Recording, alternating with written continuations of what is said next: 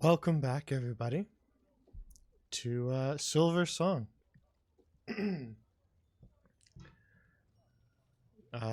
First things first, in regards to bookkeeping, there will not be a Whispers in the Woods session this Wednesday. Just because we have to rework their schedule, and we're just trying to find a day that frees itself up. So we're gonna have to take the week off, as Wednesday doesn't work, and obviously today doesn't work for them or me. And so yeah, we'll have to see. But yeah. Other than that, I think we're ready to get started. So,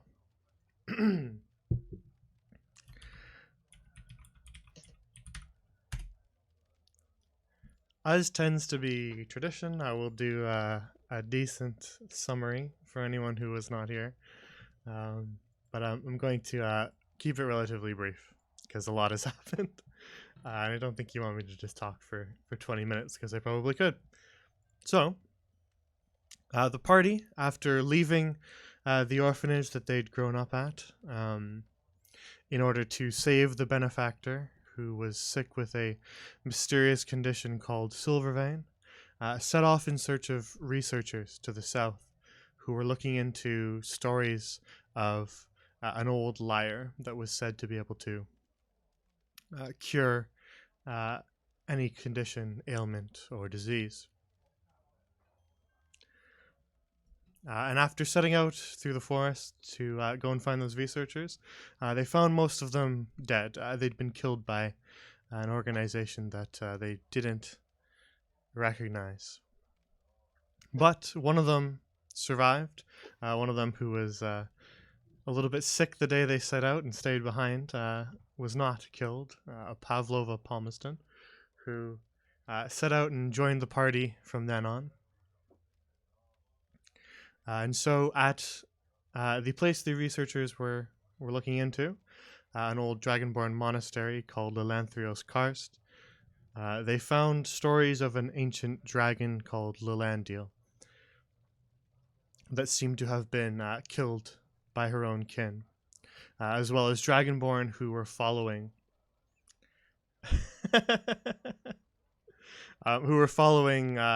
Lilandil in order to reclaim something that they called their birthright. But those dragonborn had two different sort of paths that they wished to walk, and that sort of caused a schism between this group of dragonborn. Some of them wishing to reclaim it, some of them just wishing to keep it safe, which seemed to have caused a fight between the dragonborn. But also in that monastery, they found half of a keystone. The other half was said to have been left with someone else for safekeeping. And so they set off to find the other half of that keystone, which was said to have been used to keep the birthright safe, as the birthright was tied to whispers of a healing melody that was accompanying it. So that led them to the big city of Glorybell, where they hunted around a little bit and consulted with an old friend of Pavlova's, an archaeomancer named Barley, who told them that he'd seen another half of it in the hands of someone who seemed rather rich. And so they deduced from that it seemed to be Lord Sullivan, who was actually their benefactor, Lady Sullivan's son, that he was the one who had it. So they hatched a plot to sneak in and managed to find the other half of the keystone up in his study without getting caught, and then extricated themselves from the manor and set off with Pavlova, as well as another dragonborn named Rolla, who wished to see the birthright for himself. And they set off for the Silvercourt Woods to the west of Glorybell in order to find a mine where the keystones seemed to be connected, as Lord Sullivan had all sorts of plans involving a certain mine in the forest. They managed to convince slash intimidate a hunter in the woods um,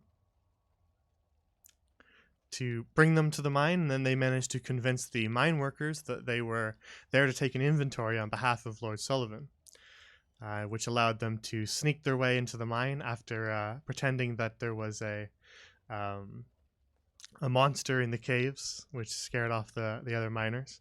They managed to sneak their way into the mine and eventually unlock the door that was sealed with the keystone, which led them to the Silver Chasm, which Kaj's patron Hestia the Golden told him was going to be quite dangerous. And it turned out that it was decently dangerous. As soon as they arrived, they crossed a massive chasm. That was weird. A massive chasm that had a bridge spanning it made from a dragon's tail, dragon skeleton's tail. And as soon as they crossed it, they were attacked by a quicksilver slime that they managed to fight off, which retreated down into the chasm. And so they pressed on, finding a couple items and fighting off some silver blight knights that seemed to sense the silver vein within the party's veins, as after their skulking around Lord Sullivan's manor, 3 of them had managed to contract it. But they pressed on and eventually found a chamber far within the Silver Chasm. That's the one way to put it, Chibi.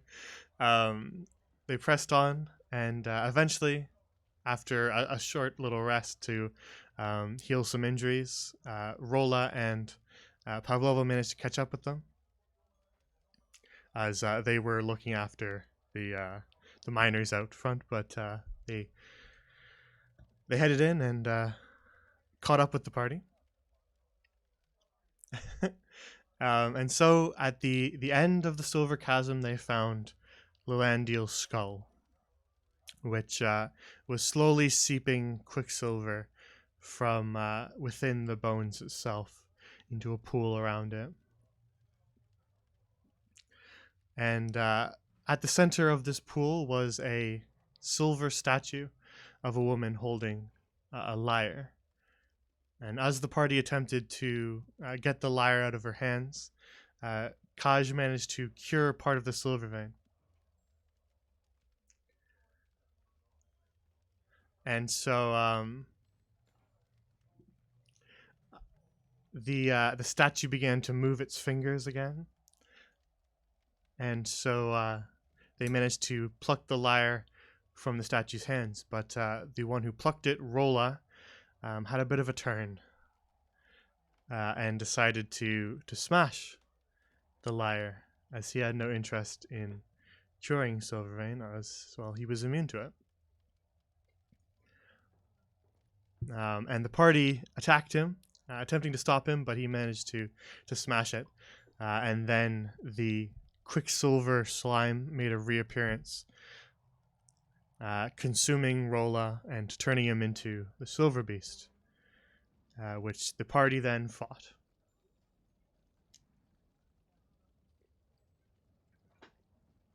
And so, after a rather brutal battle, which has left the party with quite a few injuries, they managed to defeat the Silver Beast, which collapsed. And Kaj managed to wake up Zero, and then the two of them, or Tibber and Kaj, managed to stabilize Gale, who was also quite injured. And that's where we return, as that was where we ended right after that, without any more, because we had already gone for like 4 hours. So that was where we left off. So that will be where we return.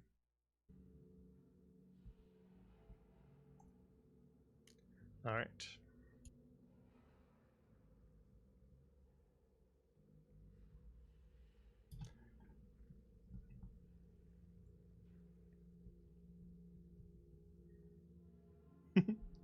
So, um,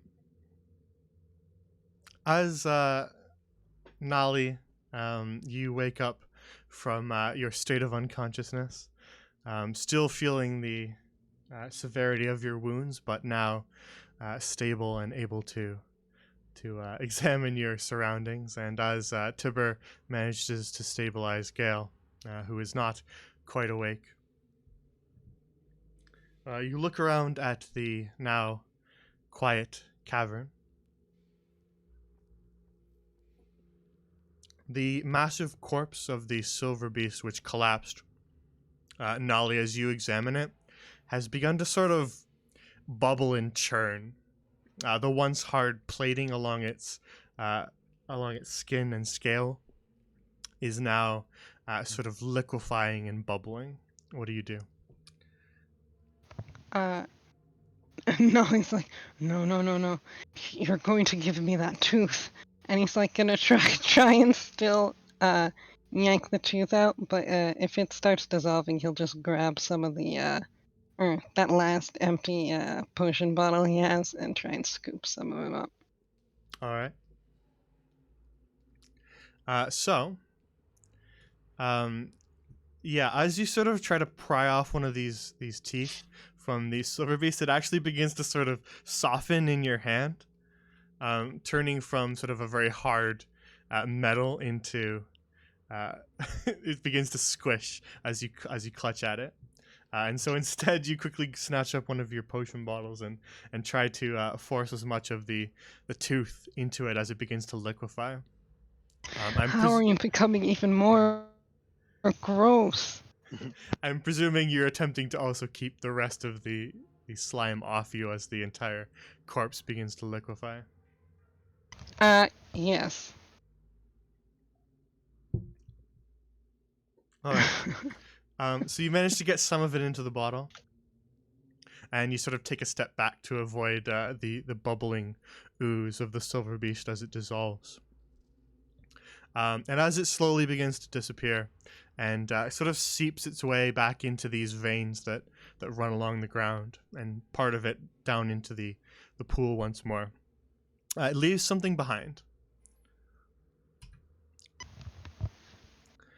Sitting where the corpse once was is a short bow, the short bow that Rolu wielded.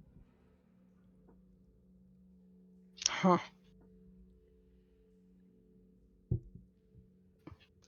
Nolly's gonna poke at it, and if it doesn't seem like it's covered in that terrible, terrible slime, he's just gonna pick it up. It doesn't appear to be covered in slime. The slime has sort of hissed and dissolved and seeped back into the earth, leaving the bow seemingly unmarred. Yep, Nolly's gonna pick it up. Okay. Yeah, you pick it up, and sure enough, you don't feel any of the slime as you pick it up. It seems to be just dry, as if the slime had never touched it at all.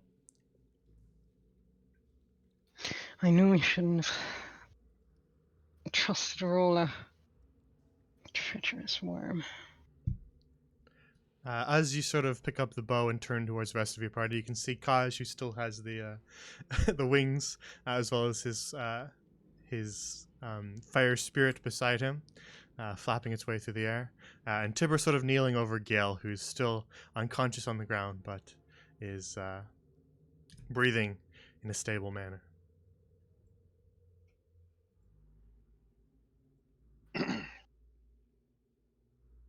I'm gonna pat City on the head and say, "You did great, little hero.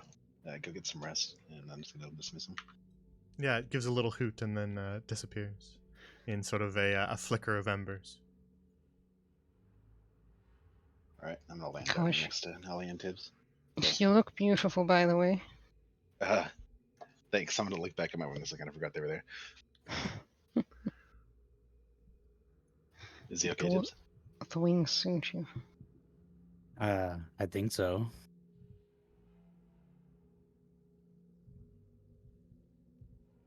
What do you mean you think so? Well, I mean, I'm not a doctor.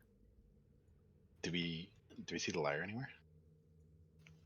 You look across at the pool and then the sort of raised stone platform in the center, and you can see splinters of wood at the center, lying at the feet of this statue. And you can still see the statue sort of wiggling and stretching its fingers from the hand that you managed to cure. Where's Pav? She went back that way, I think. She did. She ran off down the southern corridor when the battle started, and you told her to find a place to hide.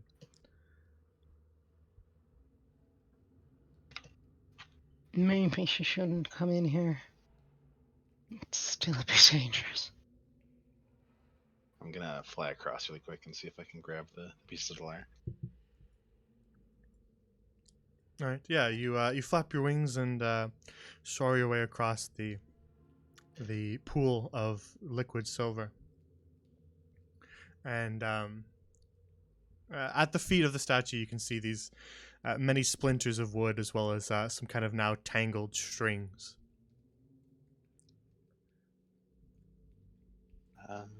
Am I able to like gather it up, or is it in two small pieces?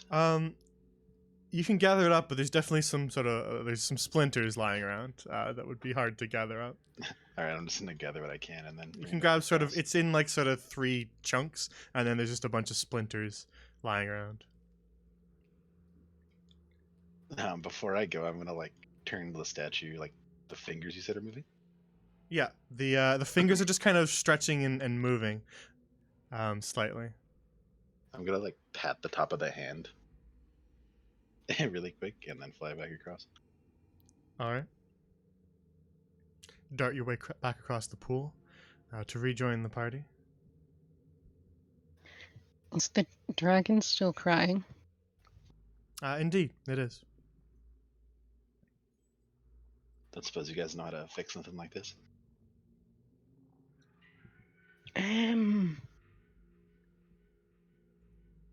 No.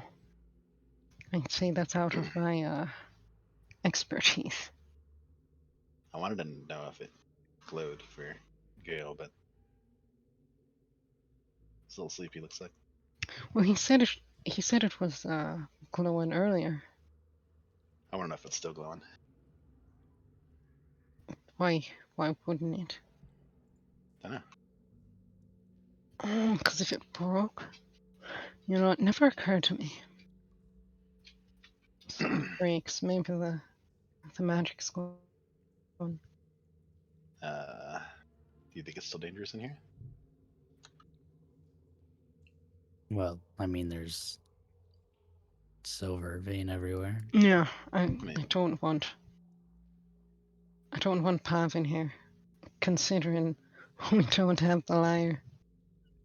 Speak of the devil, from down the tunnel to the south, you just hear, I don't hear any more noise. Is the big thing dead? No, we are. Nolly calls. You see, sort of along the end of the tunnel, she kind of is tentatively walking away. Are you all right? Quick, everyone, lay down. What? I'm kidding. Nolly's just pretending to be dead, which isn't very hard considering that he is looking bad. I'm just standing straight up and looking down at them, really confused. I guess they're taking naps. Pavlova's sort of trying to approach, just kind of tentatively making sure she doesn't step on any of those veins around the room. And so she's kind of keeping her distance a little bit since you guys are right on top of a large one. But she's just, are you all right? Is Gil all right? Yeah, he looks okay. Uh, He's talking in his sleep. he's alive. I mean, Okay, that's not fun anymore. Yeah, I think he should be okay. Ah, well, Maybe if we rest a bit. Tibbs, can you drag him to not right next to the pool? sure. Yeah. There's something I don't understand. I kicked How him. did Sorry. Gale just get into the middle How of did that? you? Yeah. How Sorry. did you Kicked go? instead of dragged. I messed up my head. No. What was the music I was hearing? What? I'm gonna shrug heavily. No Um, idea. Am I mad? I would imagine it was her. Hmm. I don't see a ghost.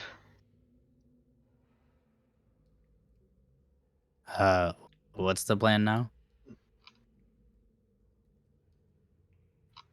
I think Gale might have the right idea. We're gonna sleep here, like in the heart of it. You want to drag him outside? I could. Now let's just take a bit of a rest. I think we'll all do us some good. Okay. I'll pick Gale up, I guess. And where are we going? Out. Okay, we'll lead the way.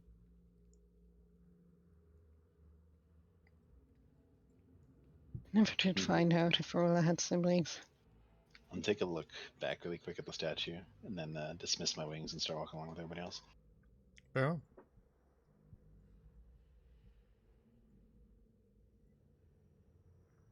All right. So the five of you make your way back along the tunnel towards the cavern from whence you came. And we gotta do some updates. Gotta get rid of some people.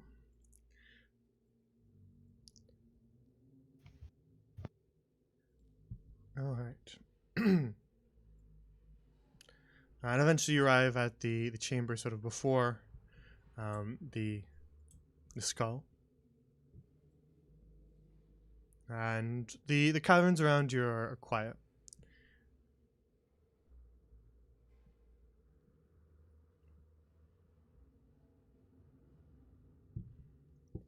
Are we doing it here or like out? Oh, I was going to do it here. I don't know if I could trek safely that far, feeling the way I do. Yep. I wouldn't blame you. Everything hurts right now. I can only imagine how you guys feel. Nolly laughs and then winces. I'll put Gale down like here, I guess. Are we well, how long of a rest we taking? I could rest pretty long, I'm not gonna lie. Honestly, so could I. I'm kind of afraid there's like a time limit here. But What do you mean? God I has don't know. placed I the mean, time limit. I don't know. We could like not wake up What? kind of in the heart of this disease. What do you mean? So do you want to go outside first and then come back in?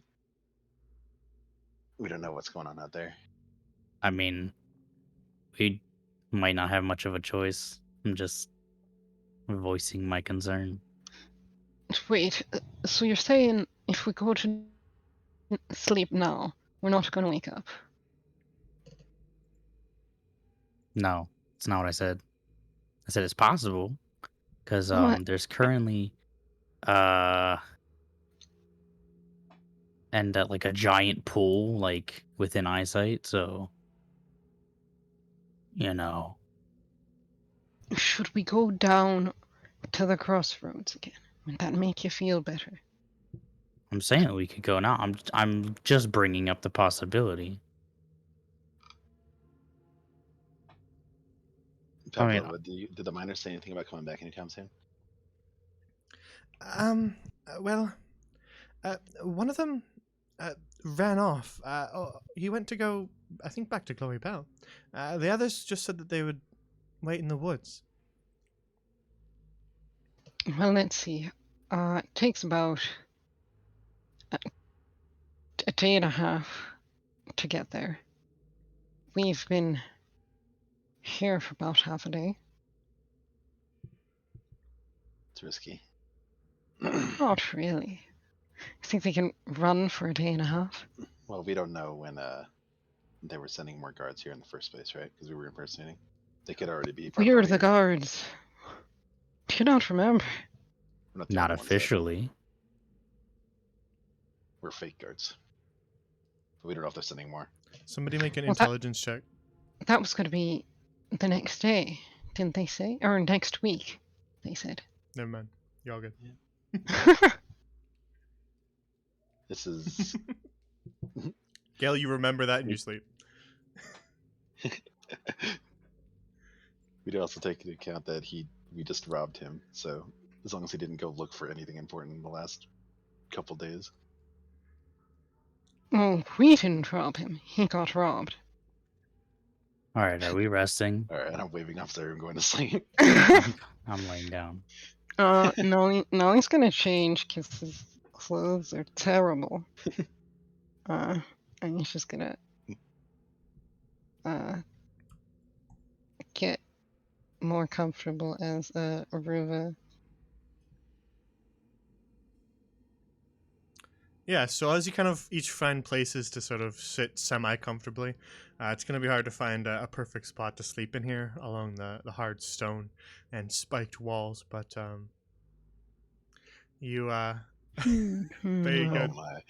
There you go, Chibi. Aruva. GP will be celebrating.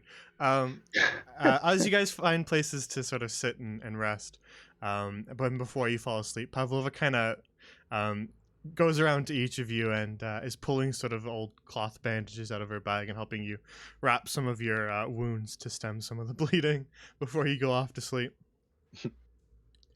She's doing her best, though medicine isn't her forte. She's sort of taking Kaj's advice on how to best do it as she helps you all out. Thanks, Pav. Yeah, well, it's the least I can do after. Well, you all fought that big monstrosity.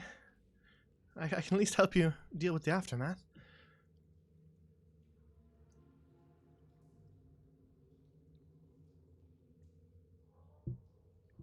Hmm.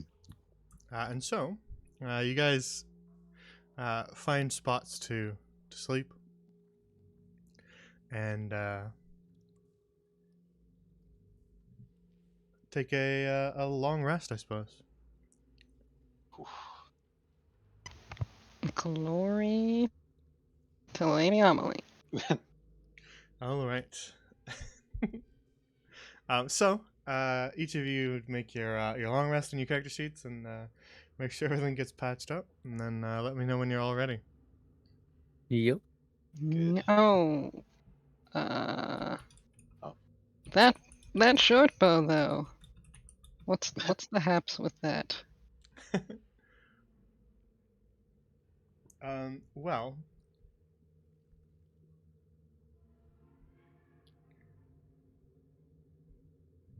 just give me 1 second. Do your long rest. I have rested longly. Okay.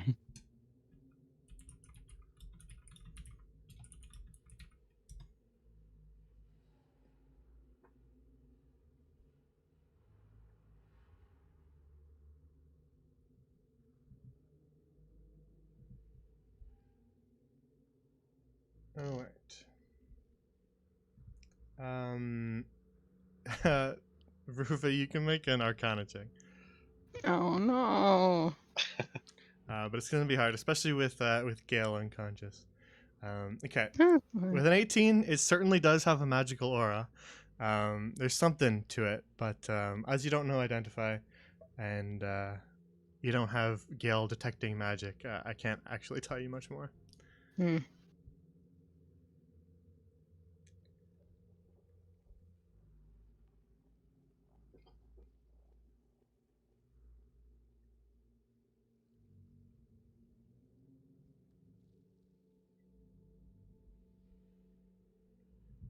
All right.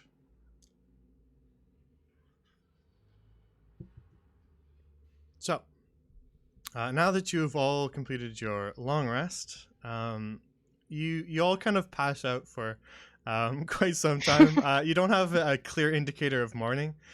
Just one of you manages to rise first. You guys can decide who you think that would be. Gale, I'll probably. fall asleep first. So. Yeah. So without the indicator of morning of the sun rising,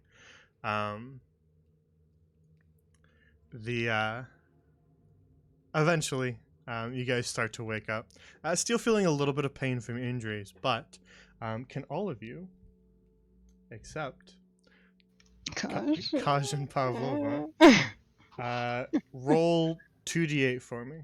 Oh no.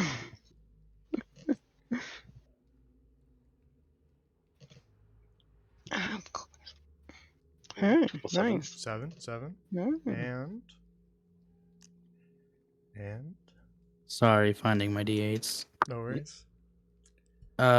Just total 8. Yeah, just give me the total. All right, so you're going to take that total and you're going to subtract it from your maximum hit points. Oh, okay. I'm Nazar. I'm Nazar. I'm kidding. No. They don't get that joke. Yeah, they don't get it.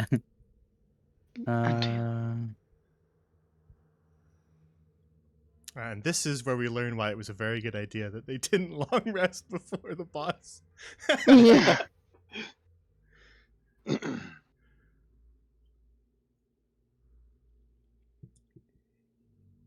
All right. All right, so as you all begin to rise, everybody but Kaj and Pavlova, you feel as though you've lost a little bit of your strength. You do not feel at 100% as you wake up. Not just from a long night of sleeping on stone. You feel weak and you have sort of aches and pains spread throughout your body that you feel all the way down to your joints. And as you sort of rise and look at each other, you realize that these veins in your neck are now sort of a bright silver and very distended, very obvious to anyone who would look at you. Well, we woke up. Yeah. It's not looking great. So I'm I wish I thinking that we didn't. were in trouble. What the hell? It was Kosh, back. can you maybe heal one of us, like with that tree? Maybe, but I think I'm gonna look Yep. off towards the cave. I think we should try something Yo, up the there lady. first. I think that might be a safer bet. If that's not working out, then I'll hit you guys individually and try what I can. Oh, to her first. You heal her, she can heal us. Hopefully. Hmm. How you feeling, Pev? Well, wasn't very comfortable sleeping on the stone, but other than that, I'm all right. Are you all right? You look awful. I About always look like as this, Pev. These two, though. I mean, about as good as silver running through your veins it's, can be. it's me, Rufa. You don't have to be mean about it, huh? Oh, I wasn't trying to be rude. God, they're weird.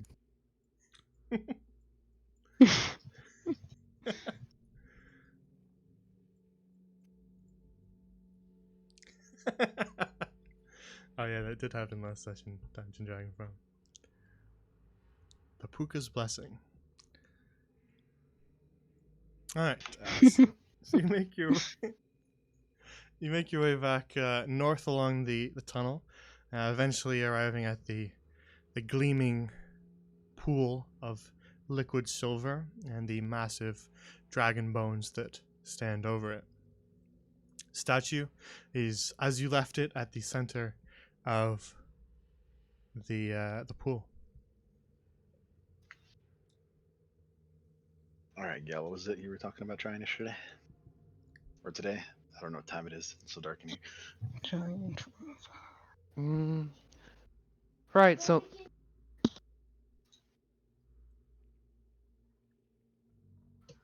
Right. So maybe. Sorry, I lost my train of thought. Um. You're so far away. What was it about again? What did you want to try with the statue over there? Oh, right. I was gonna see if I can maybe like, I don't know, put my hands on you and like give you wind power. I don't know how it all works.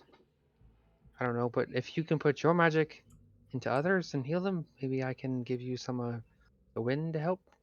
Odd monster. Sorry, I'm kidding.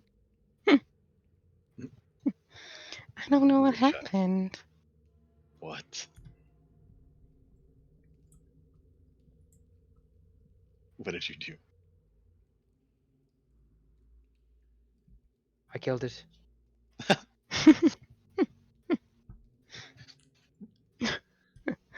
Alright, in that case, you want to give us over there, Gil? Huh? I can't step into that. Can you float us over? I could probably hold you while I float. Sure. Do we have to touch it to do it? I think it's a good idea too. Shall I just bring it over to us? Can you carry that? I don't know. Are you Can we fit planning on that? on? The three of us? Does it look like it's big enough for the three of us, Conscience? Yeah, because you don't take up 5 feet across, and neither does the statue. So you could sort of fit along the edges of this platform. If both of you wanted to stand on either side, you could definitely fit. Are you calling me a twig? No, I just don't think that you take up a cube-shaped space. 5 feet wide. I'm pretty round. All right. Like I'm stuck at doing this. I'm gonna levitate All right. and try and pick up Kaj. Do you need a push, Gil?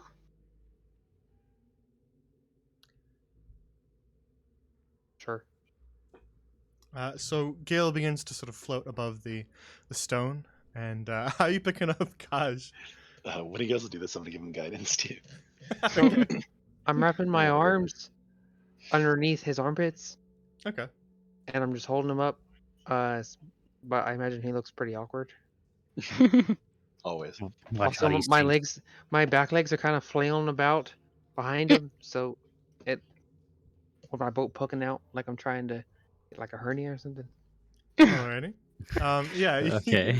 You Not a hernia. you loop your arms under Kaj's sort of armpits and kind of hold him there as you levitate your way across. Just make a strength roll and use Kaj's guidance. That's a D4, right? Mhm.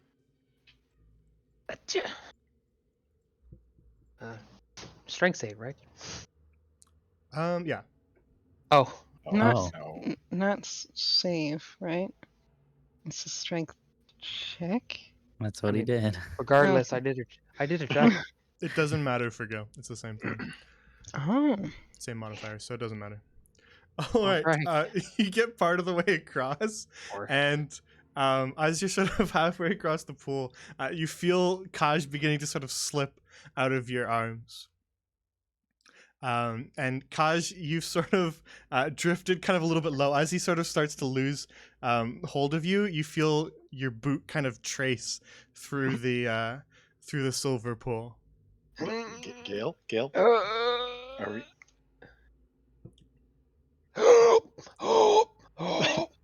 Trying to hold my breath to get height. Kaj, make a con save for me. Oh no.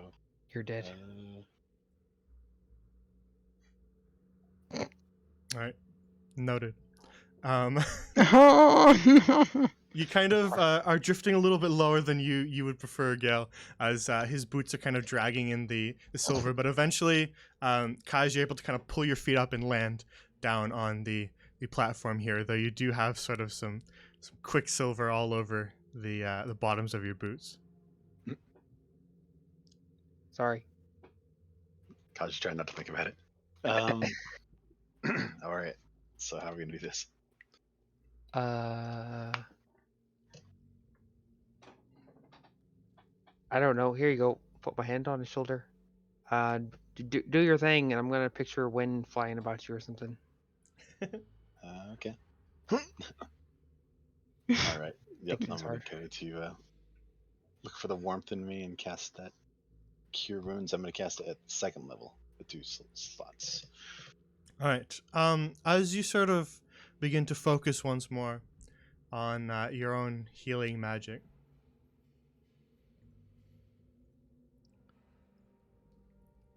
you begin to realize that this statue, this person, is thoroughly saturated.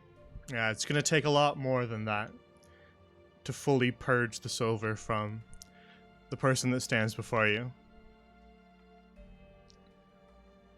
So, let's see, Kaj. How many total spell slots do you have? I have. He's gonna take him 7. off. Oh.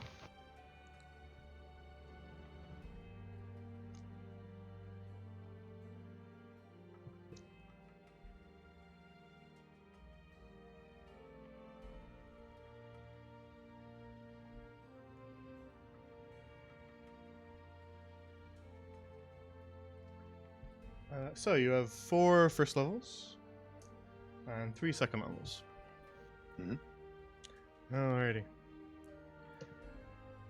The DM is going to do some math. Would you like need my 2 8. second levels? Smile.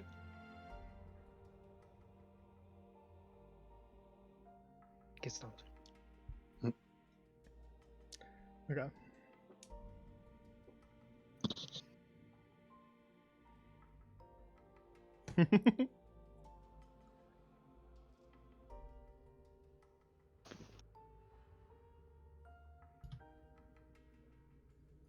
Yeah, everybody in chat, give your spell slots.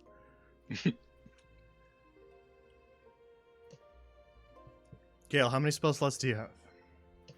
I've got 2 first levels. Or sorry, second levels. 2 second levels? Alright. Okay, so that brings us to a grand total of 14 between the two of you. Counting your second levels as 2.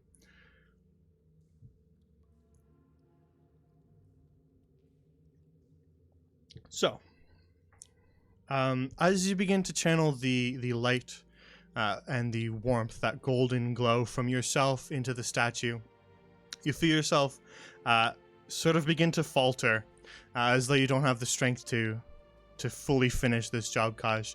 But then you feel Gale beside you, who also assists. And through Gale's strength, the two of you continue on. So,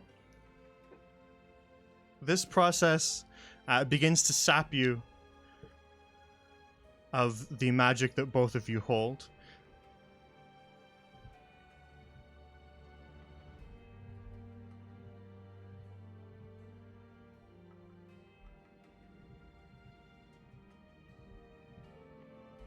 So, you slowly begin to siphon away all of your arcane energy into the statue.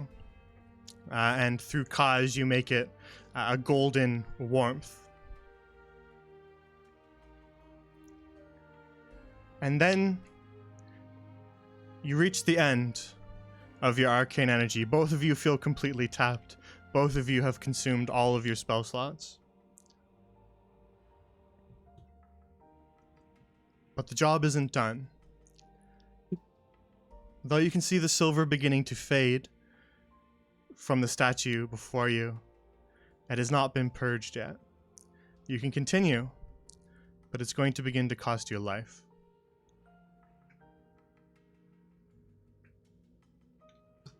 All right, I'm gonna look at Gale and I'm gonna nod. What was that, Kosh? We doing this? Yeah, I'll do it.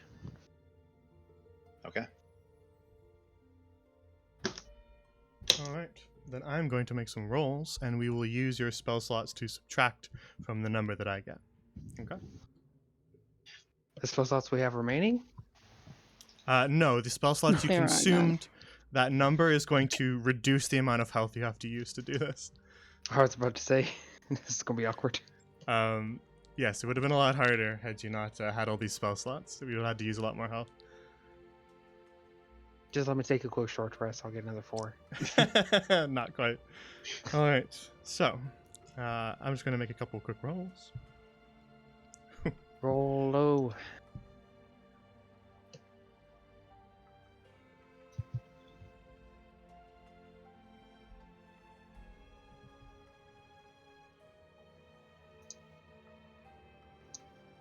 All right.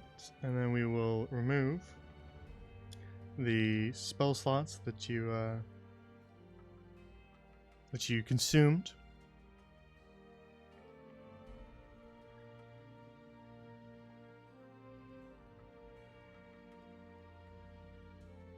All right. So, I rolled a 56. We'll remove the spell slots you use, which leaves you at 42. So you need 42 hit points to fully purge the silver from this statue, but luckily there are 2 of you. Alright, I'll give you 20. And I'll give the rest. Then you feel your health begin to sap away as you push on to fully purge the Silver Blight curse from this solidified silver statue. Now you begin to feel sort of weak as your life drains away, but the process continues. And you see the silver slowly beginning to fade, drawing up the arms all the way to the chest, and then up the neck as it begins to completely fade away.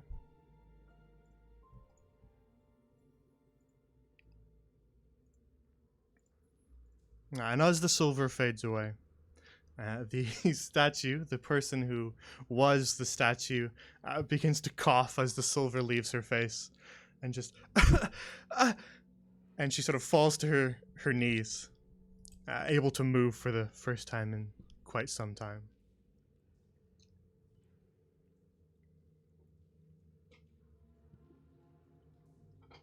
I'm gonna sit on the ground. You okay, Gail? I feel like where we ended basically yesterday, and we just started the day. Yeah, same here. Hello? The figure is still sort of coughing. You can see her sort of cough up silver slime, but she's still sort of wrapped in this golden glow that you and Kaj have given her. And she coughs for about another straight minute before she finally just, what am I? In a cave in a silverwood forest. Silver pine, something like In that. front of a dragon? A dead dragon? Who are you? Gale Riverrun, that's your service. Kaj Riverrun, at your service. I've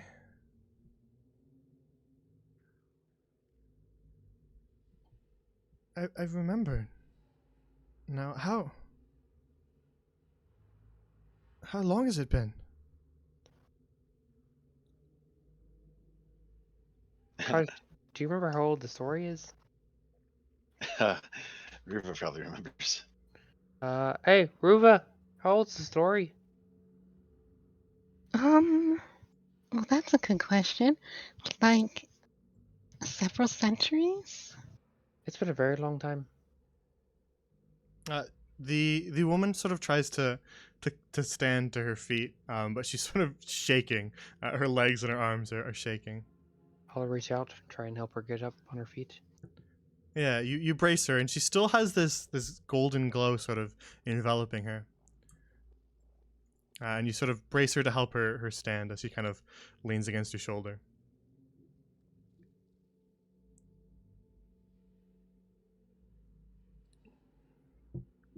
She just kind of looks around at the chamber, and then just says, "Please, if you'll help me, I've stood in this spot for quite some time. I'd like to stand somewhere else."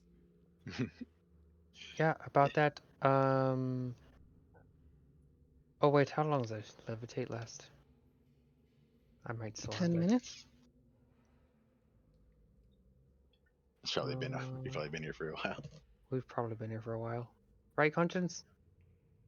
What do you mean by been here? You mean since you cast we- levitate to cross the gap?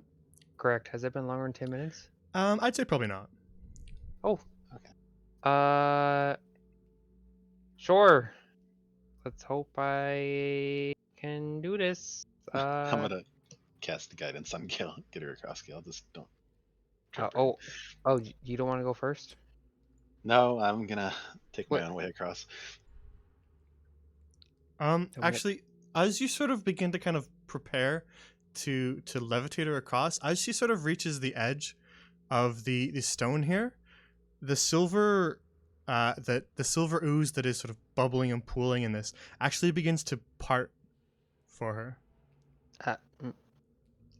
What the hell? Oh, that's convenient. Wait, can we follow? Can we walk behind you, or does it just like immediately close up behind you? It sort of avoids her. It moves out of the bask of this golden glow that she has around her, as if to avoid it. So it's not just sort of parting right around her. It's sort of in an area around her. Can we fit like in the same area as her without touching us? Yes. One of you carry her. Yeah. I'm One sorry, of you okay. carry her, and the Let's other one go goes over. right behind. Wait, we get- oh. Ba-da-ba-da, ba-da-ba-da. Okay.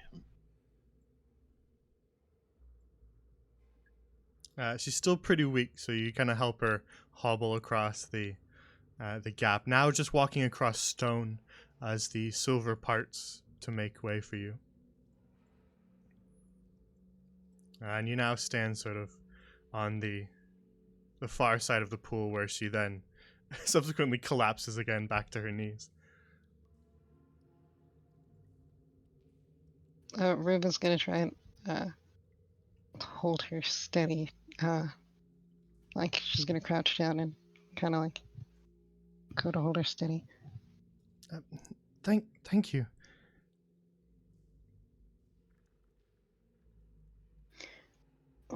How did you get here? It was so long ago. I was following a song. I heard it in the woods. Wait. I also heard a song, but I thought it was yours. You heard the song as well? No, it wasn't. It wasn't me. It was Lilandio. Wait. But was she alive when you got here? No. When I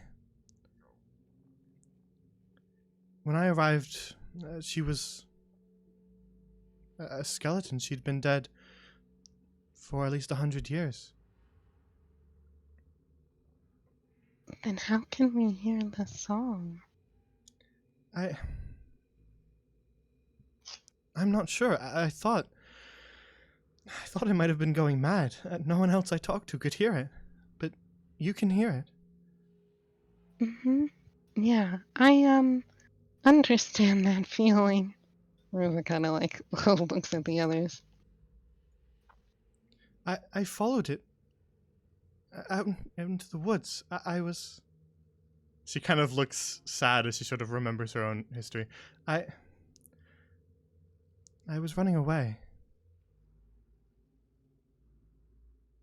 And then I heard the song in the forest, and it sounded so sad. And I followed it down into a cave. And then I found this. And she sort of gestures towards the skeleton of Lulandio.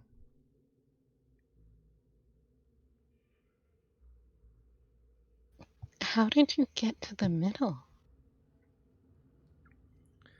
Well, I was attempting to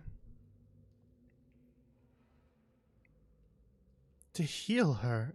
She was sad. She was crying. And the sorrow was like a curse upon the land. It was seeping into everything around it. I tried to stop it, but it was too much for me.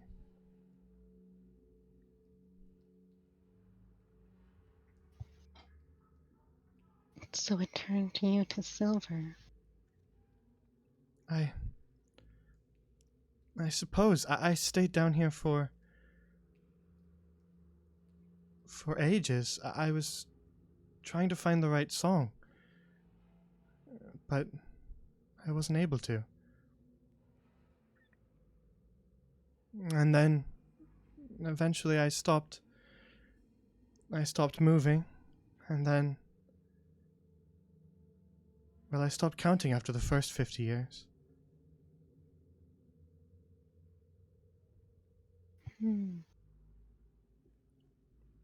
Did you ever play the song that she's singing? I tried, but it sounded unfinished. As though there was an accompaniment, a harmony that wasn't there. And that's what made it sound so sad.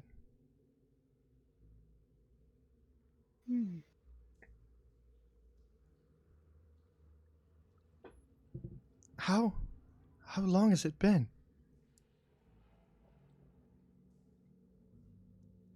She looks deeply concerned at the potential answer to that question. Well, I mean, you've been a legend while I've been growing up.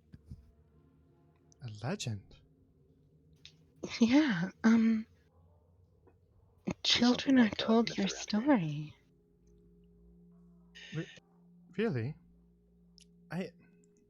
I'm sorry, I never introduced myself. I'm Casadora.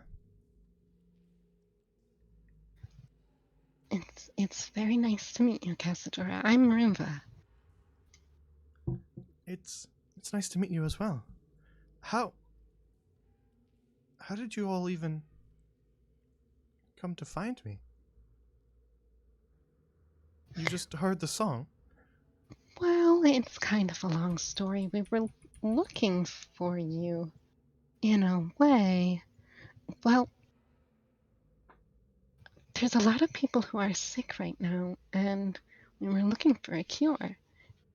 And since, well, everyone says that the lyre that you have can cure anything, we were looking for that.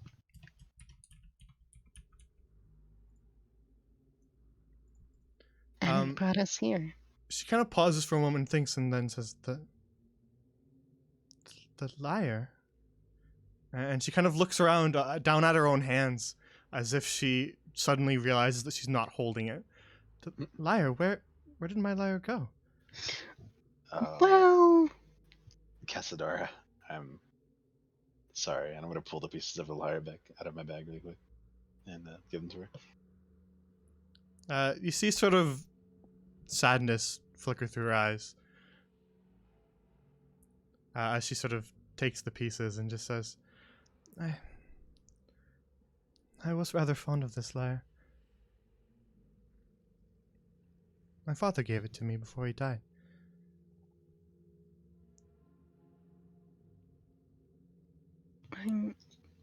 I'm very sorry. But healing power? No, it was never. It was never the lyre. Okay, good, because we were afraid that maybe we wouldn't be able to heal people. See, Rupa goes to show her neck.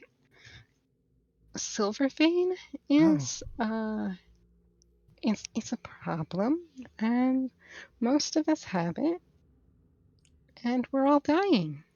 Then, and while I was frozen, the curse is spread. Yep. But Yeah. lately. Yeah, it's getting worse. I think I'm not sure. I think when people started messing with like the seals and the mines and stuff, perhaps it may have started to spread more quickly. I see. Then her sorrow has spread through the land. And uh further than just Middlemere now. Really? Everywhere the silver's gone. Oh, Anywhere, yep, anywhere the cursed silver has gone.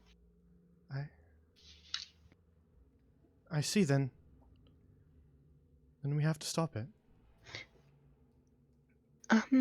So sometimes, I mean, I'm not an expert with music or anything, but sometimes it's possible to fill in harmonies.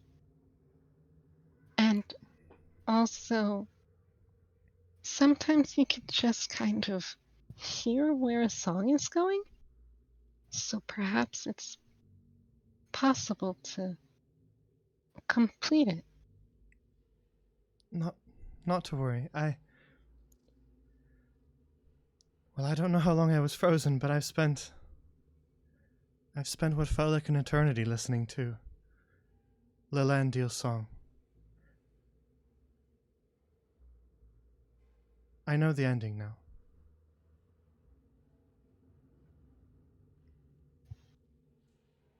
Well, that's good news.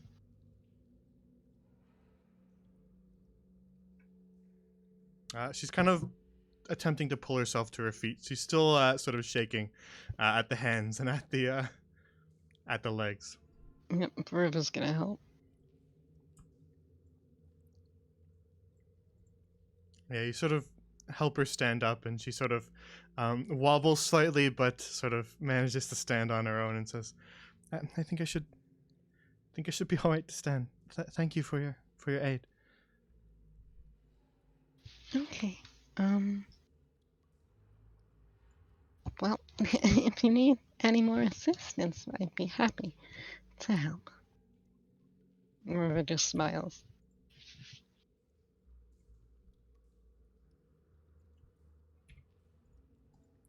We need to get you an instrument, huh? Oh, that's all right. I've always been a singer.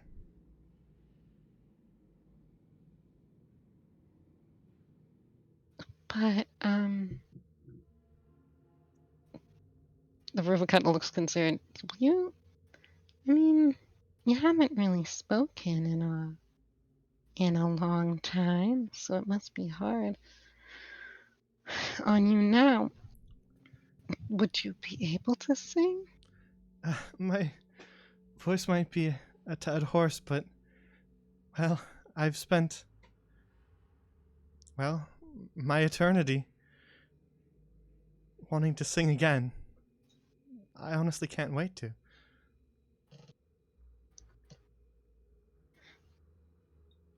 Well, I'm not going to stop you then.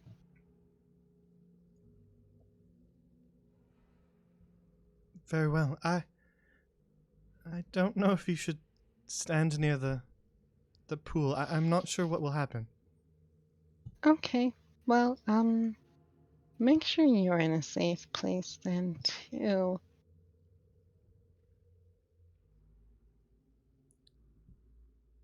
if you need any help, or I don't know, like backup in singing, I can try my best, but I don't know. I haven't done it in a long time. Very well. Guys, back up. I'm laying on the floor like at the ceiling right now. Gosh, Can you, gosh. Tibbs? Can you pull me? Ruba's gonna also Uh. try and pull you. This is harder than it looks. I'm not that heavy. I'm not that strong. Never mind. I just want to lay here for a bit. Rolled a nat 20. Just cause.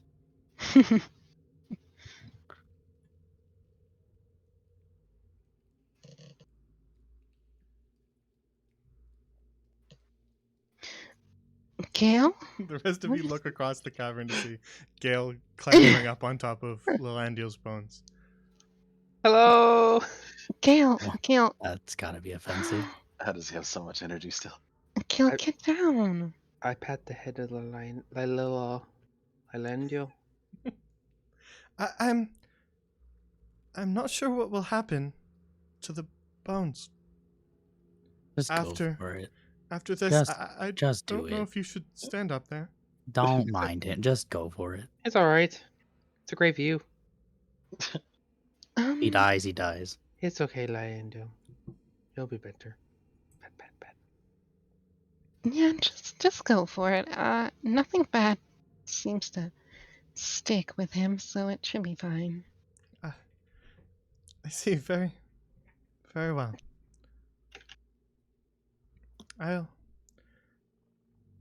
be by your side, Lilandiel, as I have been this whole time. And so, Casadora begins to sing.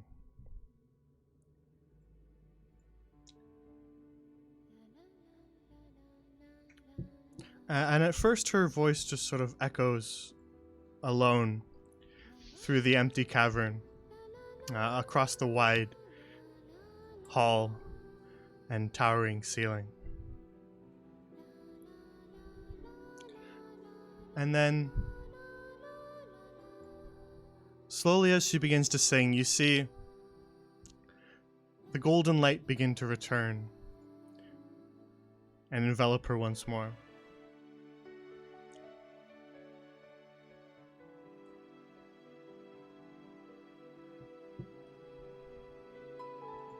And as she continues singing,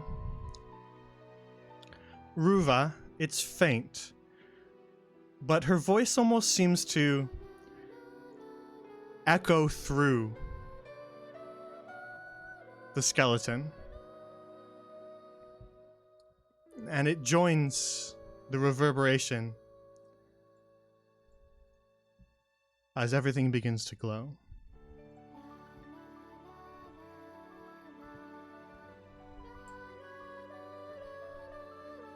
And as everything begins to glow, the earth below you begins to quake. The entire cavern trembles.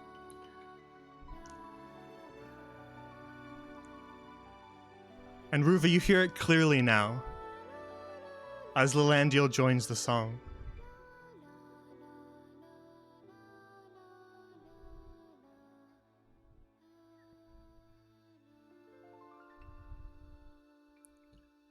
And as Casadora's song comes to an end, you see the silver that bubbled in the pool around the bones begin to harden, and it loses its glow. Bad timing for that. And as it begins to sort of fade from this almost painfully bright silver, it also begins to crack apart, turning slowly to stone. Oh.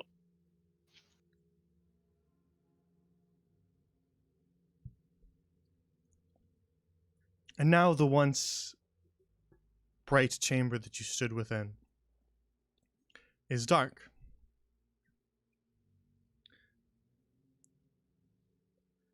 But the earth continues to quake around you. You begin to see stones rattle loose and fall from the ceiling around you. Gale, as you quickly clamber your way down Lalandio's bones, you feel them once they were sturdy as you climbed them.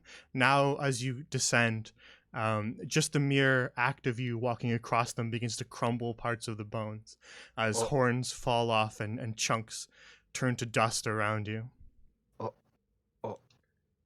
Oh. Are there any teeth that fell? They're falling loose and they are slowly turning to dust. Oh, okay. But you can never mind. snatch one up if you want. Well, if it turns to dust, I don't want dust in my backpack. It's dirty. Very well. Psh, amateur. They're so fucking greedy.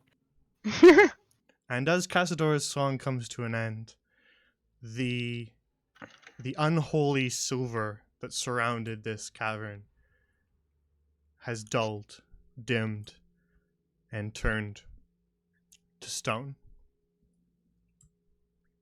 And even the very veins below your feet no longer pulse and glow. What about the very veins in our necks? Indeed, as you were bathed in the golden light that seemed to cure this entire cavern, you feel those aches and sort of fatigue that you had begin to fade. The pulsing veins in your neck begin to sort of fade away, eventually turning to nothing.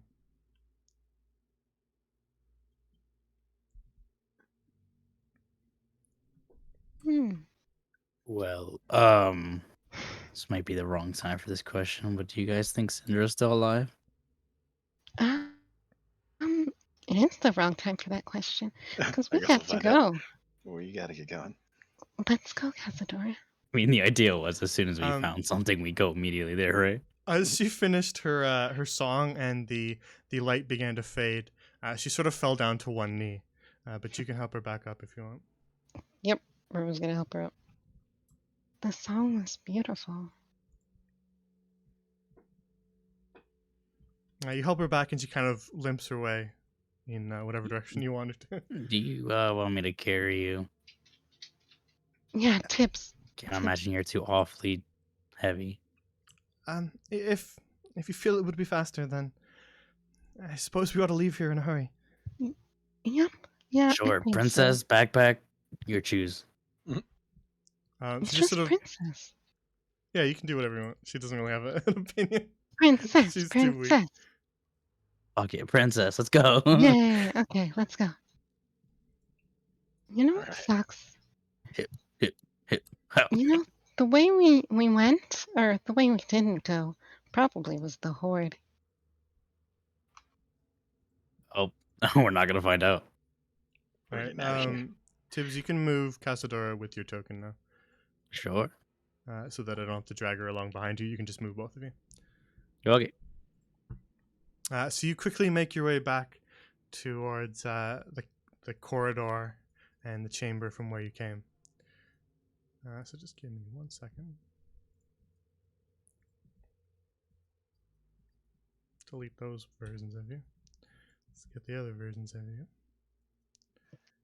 So you hurriedly make your way along the tunnel back towards the cabin from where you came. And as you arrive, you notice that the veins in this chamber too have dulled, faded, Oh and shit. turned to stone. This is freaky. Gail, can you see? You good? You can't see in the dark. Nope. All right. Hey, I'm gonna pick Coach, up a rock what is- really quick, use light, and then give it to Gil. Thank you. Mm-hmm.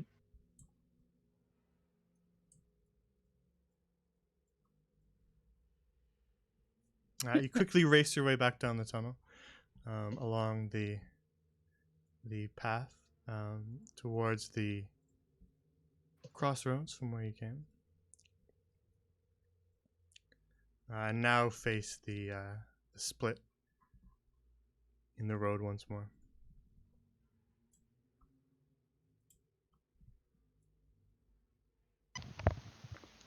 As you race your way along these corridors, the quakes through the earth have not ceased. They still rattle around and sort of shake your feet as you walk your way back along the path. I am super tempted to quick run up there and see Do what's it then. No. up. Okay. Bruce gonna quick run up there. Ah.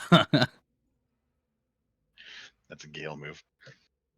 Yeah, no, that's fucking stupid. Not even Gale wants to do this.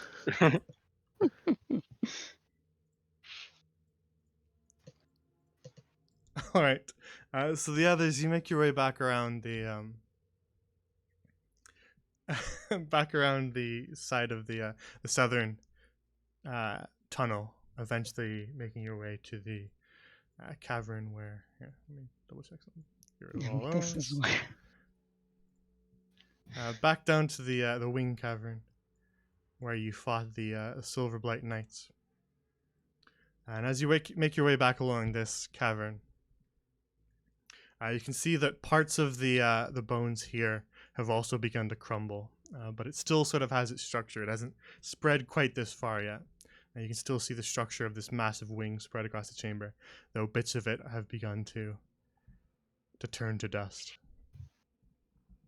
Oh shit. Oh shit.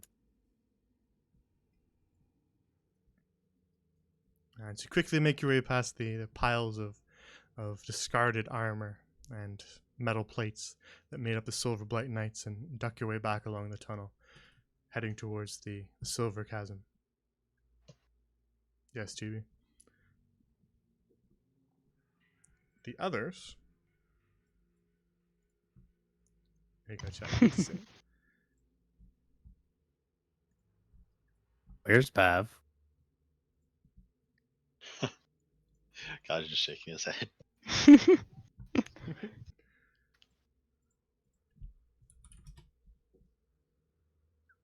Ruva, you make your way north instead, heading down the opposite side of the path to the others. And Pavlova follows you. Pappy, why are you following? Well, I just thought if there was trouble down here, then you needed someone to help, and the others they went south. Oh, it's pretty dangerous though. I'd much rather you be safe. She's been following you as you've been attempting to tell her to turn back, but she goes, "Well, we are sort of in caves that are collapsing around us. I'd rather just press forward." Okay. I'm pretty sure. Here, quick, grab this backpack. You race your way sort of along the tunnel and eventually arrive at a larger cavern, where you can see sort of a lower part of the room here, where there's sort of a raised up part that you stand on and then a lower portion. Though the lower portion appears to just be stone. You can see these sort of raised up platforms throughout. But you point at a corpse, appears to be dragonborn and covered in dust. But you point at an old corpse and the pack lying next to it, and Pavlova quickly grabs the strap and just sort of slings it over her shoulder as you And continue your way along. Continue to race. So as the entire cavern trembles around you and pieces of stone rain down from the ceiling, you quickly hop down the path here. It's about 5 feet ish down, so you kind of have to hop down it. Though it is just stone down here. Pap, you do realize that we're almost definitely going to die. Well, I'd really like to avoid that, so if we could just hurry along. Okay, yeah. So the others, you guys make your way back around, heading to the chamber where you came, through familiar terrain.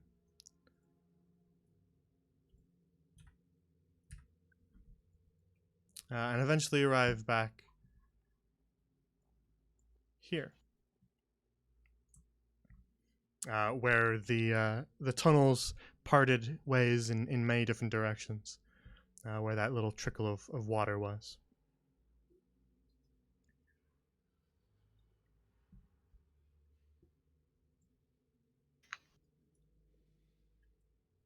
So you all arrive kind of hurrying your way through the shaking cavern as you make your way towards the tunnel that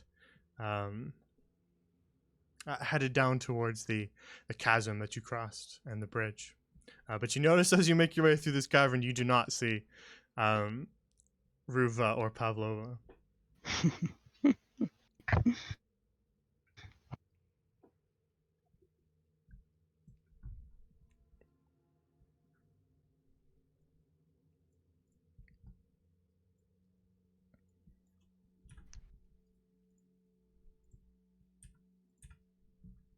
But you make your way along the tunnel and eventually arrive at the edge of that precipice. And as the cavern shakes around you, you can see small little chunks have begun to sort of fall from the tail that stretches across this cavern, though the bridge itself is still relatively sturdy looking. Oh shit. Do me a favor. Close your eyes. Oh, all right. And you Try quickly make go. your way across this. Though everything is shaking around you, Tibber, the bridge below your feet does feel sturdy still. Thank God.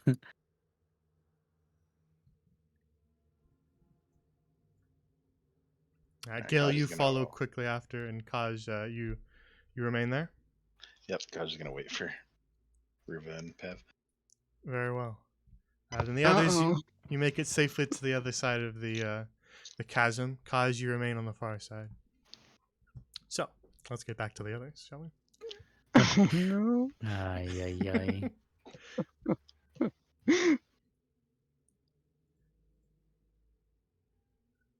So, as you continue sort of along the the cavern, and along that tunnel that you exited the chamber where you were before, Ruva, and Pavlova tags along behind you.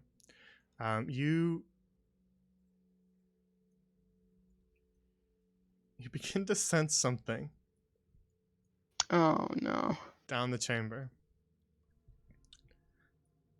You can sort of feel something moving slowly in the darkness ahead. No.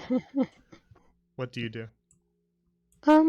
Pappy, something's, something's alive up there.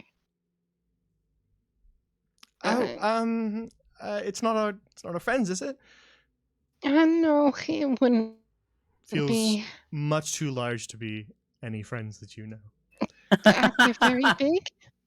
They're very, very big. Oh, We could go. what do we do? I don't know. Maybe I can peek in and see, and then if it's terrifying, I'll come back out and we can just run. Oh, all right, all right. I should stay here then. She just sort Yeah, of looks. She looks at the stones rattling down from the I mean, ceiling around her. okay. How about we just stealthily try and go forward, and if it's scary, we stealthily run away. All right. Make a stealth check. Oh boy. Okay. I'll make one for Pablo. Okay. So, you kind of hunker down and move slightly slower, trying to place your footsteps carefully, in an attempt to reduce your noise as you travel along the tunnel. And eventually, that tunnel opens up into a kind of wider cavern with rocky fixtures around it. And then you begin to realize what the source of this noise and this presence was. Oh my god. Oh. And you sneak your way back along the tunnel and you see them sort of up in the distance. You can sense these massive creatures, and they seem to be sort of stirring from the shaking. Perhaps they were sleeping, but now they are waking up. What do you do? Dash through. Very well. Just Yep. freaking run. Pavlova will follow you.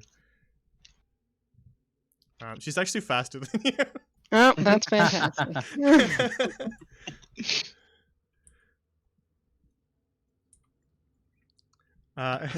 Hitting out.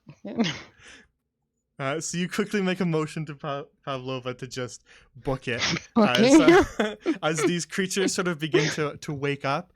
And you get sort of a little bit past them, but with that 12, you step on sort of a bone that litters this path here, and they kind of quickly rear up and they begin to sort of thrash their way towards you as you guys run. Sorry, the silver is also gone from this tunnel. I just didn't switch it over. I was focusing on something else. So they begin to sort of thrash their way towards you as you guys sprint off towards the end of this tunnel. Please let them be too big to get through.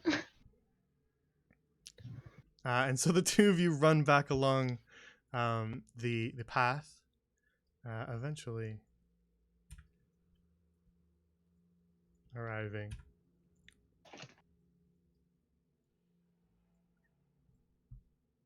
up here. You begin to sort of recognize some of the environment. Wait, I know where we are. And as you look around, still racing along the path, you realize that you're back at that crossroads from whence you first crossed the bridge. Pavlova just kind of keeping pace with you. You still hear the thrashing of those worms as they're not big enough. They're too big to fit sort of side by side down the tunnel, but one by one they can fit. One by one. No. Okay, we've got to get past the bridge and stuff. Yeah, before they get there. And so they begin to thrash their way down the tunnel, but you and Pavlova race off towards the chasm. No. And so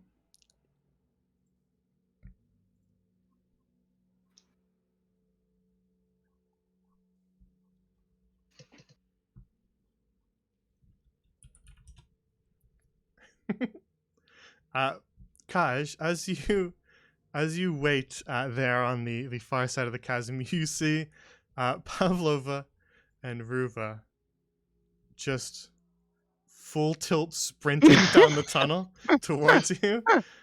And you hear some sort of noise coming after them, something in addition to the rumbling that already surrounded you. Oh no. Okay. Go. Okay. Run. It's terrifying. Don't look back. And now you gingerly make your way, not wanting to move too fast, but still trying to keep good pace as you make your way across the crumbling bridge. Chunks of it are sort of falling off as you make your way across, and Kaj, as you get about halfway across, you dare a glance back and you see just a massive worm making its way back towards you. Ruva, what did you do? And the worm sort of begins to follow you across this bridge. Oh no. It's gonna break the bridge. Quickly hop your way off, and Pavlova, following behind you, Gail, jumps off to the edge as the worm gets about halfway across before a large chunk of the bridge sort of collapses out from under it, and the weakness to the structural integrity of the bridge just sort of makes it fold in half, falling down inwards on itself as the weight of the worm collapses the dragon's tail. And the worm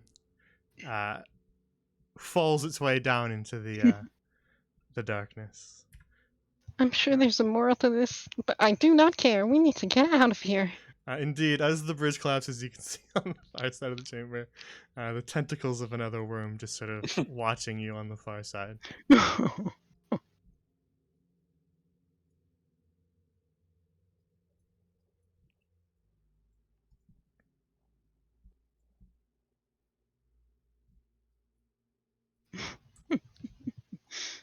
Bruva's still kind of sprinting. That is gone. Uh-oh. Hope you didn't leave anything down there. Mm-hmm. I think there was like a Just slime down there or something. one arrow. That's not mine. I just meant past the bridge. Hope you didn't leave anything back there.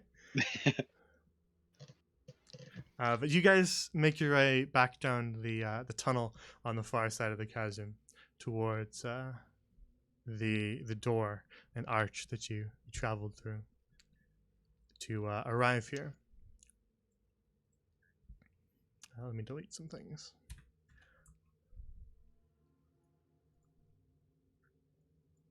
And as you make your way back through that stone arch, the rumbling has begun to sort of fade as you make your way further from the chasm. I was wrong. I was so wrong. There was no horde. Pav, I expect this out of Ruva, kinda, but you? I thought that we shouldn't split up and let someone go alone. She was there to keep me safe, and she did. You Oh. guys are nuts. Path, can I see the backpack now? Oh, yeah. She sort of slings it off her shoulder and throws it down on the stone. Perfect. Thanks. Ruva's gonna pick it up. Oh, is this still gonna collapse, or is that just back there? We should probably leave. Yeah, let's leave. God, the greed. You scoop back up the backpack and make your way back along the tunnel. Gale? The rumbling is quieted a little bit, but you can still sort of feel it and hear it in the distance. Gail, are you coming with? Come on now. Gale? Yeah. I'm coming. It's like a dog. We have a dog and a cat. And never mind. What do you mean by that?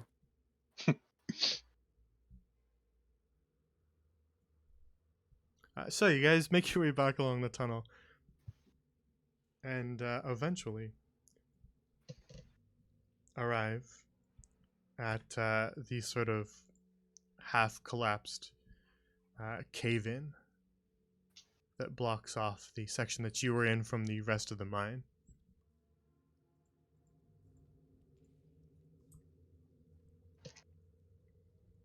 I really hope it's daytime. Oh yeah. I didn't even think about that. Oh, yeah. Wait. Were the keystones? We shouldn't leave them there, should we? The Yeah. keystones turn to dust with the Oh, door. okay. All right. Okay, cool. Okay.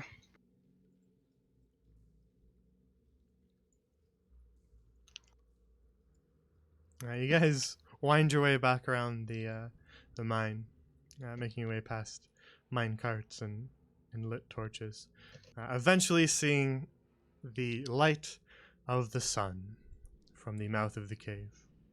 Whew. Oh, Glory be. Yeah, let me just switch this map around. Actually, it's Glory Bell. is that a Glory Bell joke, Timson? Yeah, I rolled a 3, so it didn't land very well. Yeah. Forgot about that guy. All right. So, you all make your way out of the mouth of the cave and exit the mine back into the miners' camp and the forest that surrounds it. And as you exit the mine, you just see did never leave. the gnomish fellow that you met briefly on your journey through the mine. He's just sort of like fiddling with things on the nearby table, and he notices you all as you leave, and he just sort of looks towards you. Do you lot know where everyone went? What are you still doing here? Well, I woke up and everyone was gone. Hi. Yes, there was a special inspection. I came in with Sorry, my, who are you? I was I know just the about others. to, She's the best. Well, She's most the of the best. others. But where Excuse did me? you come from? I was just about to tell you, and you rudely interrupted. I came with my associate, and there was a special inspection that had to happen because there was a monster in there. So And, who's your associate? Is that the other person that I don't know? yes. What happened to her? What? The We fought a monster monster that, in there. yeah, it's not easy business, but we got it done. I didn't see you go into the mine. Well, you were asleep apparently, because people were evacuated because there were crazy noises coming. What? Why didn't anyone wake me up? Don't ask me. So We don't know who sleeps where. where'd my friends go then? They're in the The forest. forest only what's good for him. Oh. But But it's it's safe. been like a day or two, so It's safe to come back. Also, yeah, it's safe to come back. Oh, they might be gone. Well, it's only been like a day and a half, right? How long? How long's it been? I don't know. I'd imagine miners get bored. Might just fucked off. This is their job, their livelihood. You don't just fuck Yeah, off. it was kind of just like Your livelihood. rumbling and I did tell them to wait there until we came back for them. Oh, okay. nice. Perfect. What are we gonna do with them now? What do you mean? They're free to mine.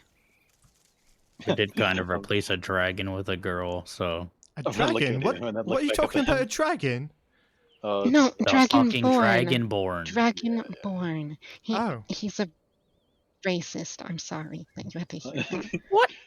Unfortunately, our dragonborn friend was eaten, so we won't be Oh. seeing him anymore. But, And so was our drow friend.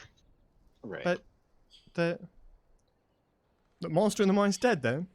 Yes. It's not going to come crawling up out of there after you? You No, killed it, right? No, it If you shouldn't. behave. If it comes back right now, we're in no shape to fight it, so I hope it's dead. Better It came from, hope? yeah. You mean you don't know? For sure. Perhaps it would be best to wait a couple days, and see if it rears its ugly tentacled head again. Oh, alright. Yeah, for the best. I'll let the boss deem when it's safe. I'm not going in there without him. It's a good Yep, idea. that's smart. Okay, well, we need to get to Glory and give a report in person, so we will be having to leave. Thank you for your time, Mr. What's your name? Alright, you can leave if you want. What the hell was this guy's name? Torg. It was something Turg? like that. Let me pull it up. Turg. Let's be 100% sure Torg. that we know who he is. I think it's Torg. That sounds right to me. Yes, indeed, that was Alchemist Torque. What a nerd. Okay. Let us depart, associates o' mine. He just sort of flops back down by the table, a little bit exhausted by everything that just happened. We're just gonna go to the secret place where they left the horn and dig it up and put it in their pocket. Yeah, Alright. I'm kind of just following you, so I'm gonna see that. Yeah, it's fine. Okay. Just Alright. making sure. Presuming Yeah, you probably this- want your tent back as well. Ah, fuck this. Honestly, Ruva does not care. But if We're kind of someone carrying else the wants- most important person in the world right now. I don't care. Yeah. I'm hurt. Okay. I'm not paying attention. You can leave the tent if you want them. Yeah, fuck it. Goodbye, tent. You've served us well. Yeah. Alright. Then you guys make your way back out into the into the forest around you. Does the forest look better? Well, I was gonna get to that. Okay. God, give him a second. Relax, River. Hey, I did the DM some map favors earlier. You also made him go through 8 more maps than he needed to. Yeah, but he got to show them off. Come on, it's not bad. It's a lot of time went into that. That's true. But you guys make your way out of the miner camp and back into the forest. First, you sort of duck off to the side to wind your way around back to the place where you buried the items, Ruva, and then you continue your way back. Pavlova kind of leads you to where she believes the miners were. She says that we should probably check on them. And as you travel throughout the forest, you notice that it actually does indeed look a little bit healthier. It is not 100% normal forest. You can still see a lot of dead trees, but they no longer have this sort of silvery tinge to them.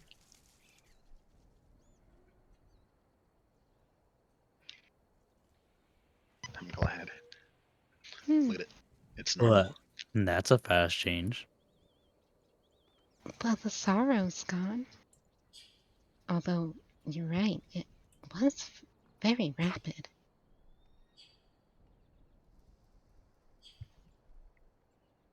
Pavlova, as she's kind of walking along the side, goes,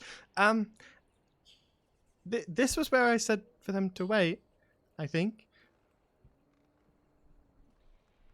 They must have gone back to Glory Bell. They should be getting there about now. As Tim said, they probably fucked off. Hmm. Oh, Oh well. speaking of, like, what is the plan right now? Well, we go to the church, right? Yeah. I don't know, man. Everything hurts. I shouldn't go, like, directly through the city. Why not? Cause I guess they wouldn't know. Oh, I also have to potentially go to Mr. Sullivan's again, to see if I can get an audience. Well, we still have to go back to River Run, like ASAP. River Run? Yeah. Okay. Do you forget why Are, we came and did all this? are you okay? I think Are you you're talking about Stony Brook? Yeah. Stony Brook.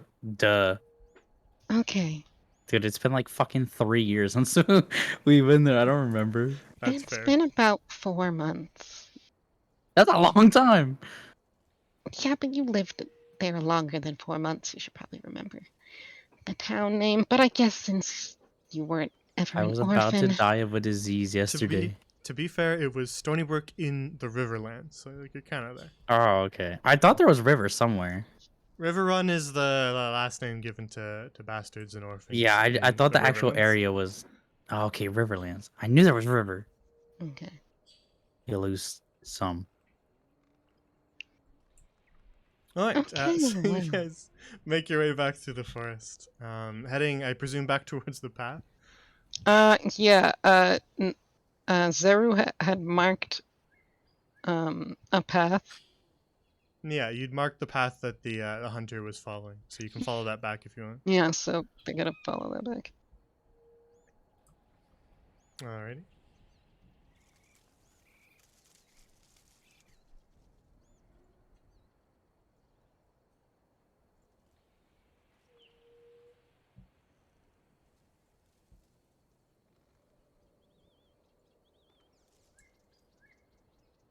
As you begin to follow that path back, that the hunter led you along towards the path, you can actually see through gaps in the trees the hunter's old cabin. You can actually see a bunch of people kind of standing out in front of it as you begin to near it. Now you're still out in the forest, but you can sort of see them in the clearing.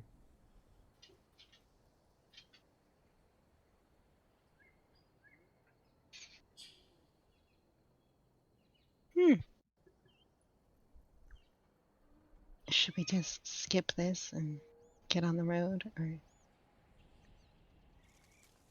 I'm following you. or do you want to just be like, the mine's fine? Go forth, citizens. I would say just act like everything's fine. We take care of the issue, but they Well, best no, be careful in case there's a nest. Or they tell them there's a nest and okay. we weren't able to quell the issue. And then they'll just stay away.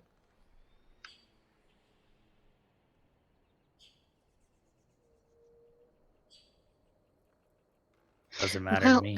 I'm just saying we could just not go through. We could Yeah, just you can see the path take a leading off to the right. right. You Yeah, can just we could wind just your way take through a the right trees. and skip all of this. And I'm totally for that, as Sounds long good as to everyone me. else is. Sure. Perfect. Not feeling a mixed up right now.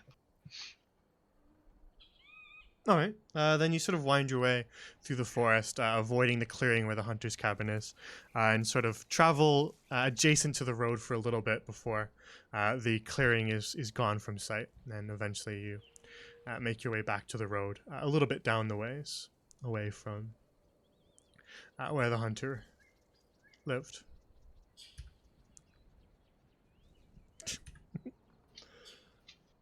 Should we be traveling on the road? I feel like maybe we shouldn't. Maybe slightly off to the side?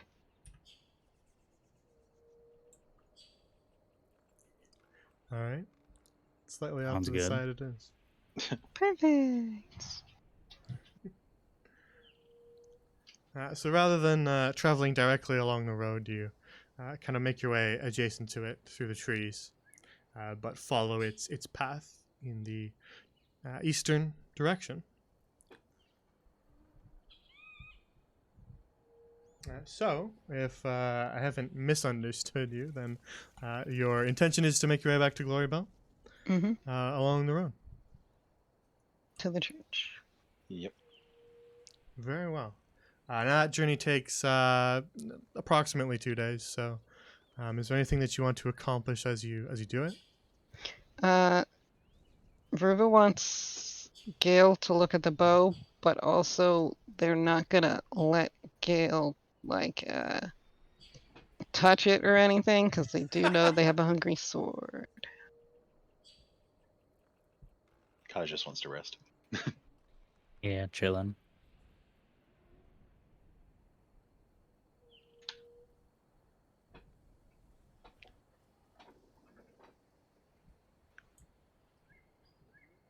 All Oh, right. and also I feel like Ruva would be talking to Casadora in Elvish whenever she could. Okay. Yeah, she does speak fluent Elvish. She is an elf. But yeah, you also wanted to look at the backpack. Yeah, Oh yes, and the backpack. I assumed you Backpack. probably would over the Mhm. journey back. So everyone can also long rest because you would have to sleep on your way there. Though you are going to sleep under the stars. Um, I have a question. yeah. It's That okay. max HP thing, is that gone forever? It is. It is. You are now restored. You have your max HP back. Yeah. So you can Wait. reset. You can reset that. Okay. Okay, thank you. Yeah, actually, you're right, Dungeon Dragon Farm. As you sort of talk a little bit with Casadora, she does actually use words that have sort of fallen out of use. Her dialect does sound rather sort of oddly proper and quite old. Ooh. Yeah, Riva loves that. She also asks her random questions about like what kind of world she was living in. Well, uh, has it changed much? Is it not most of the same? Oh, I mean, I wouldn't know. Well, Wait, I where don't did know we where to go? start.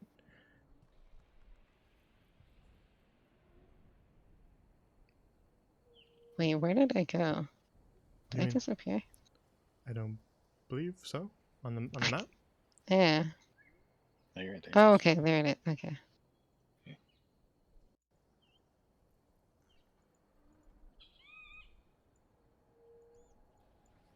I mean, what were legends like in your time? Well, I don't know much about legends or history. I never really had a formal education in that regard. Um, but well, parts of Glory Bell were under construction. There was talk of building another town to the northwest. Wow. Northwest.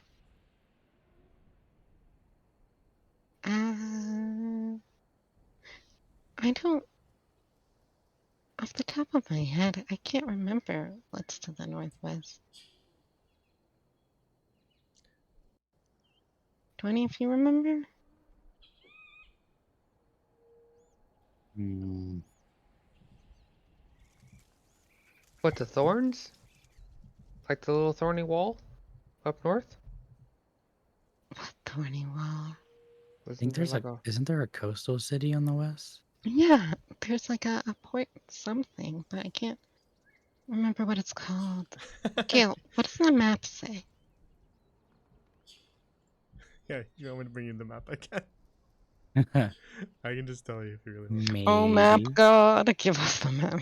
All right, we haven't visited this map in ages, so let's head back here. I don't remember if there are any doodles on this map, so we shall find out.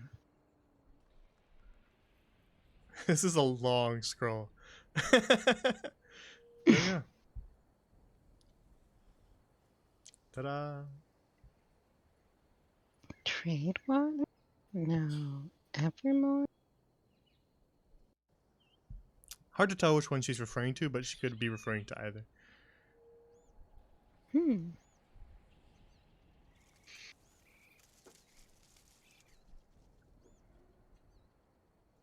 Well, there are a couple places, but Glorybell's been finished for a while. It So that's different. it has. I guess I have been gone for some time.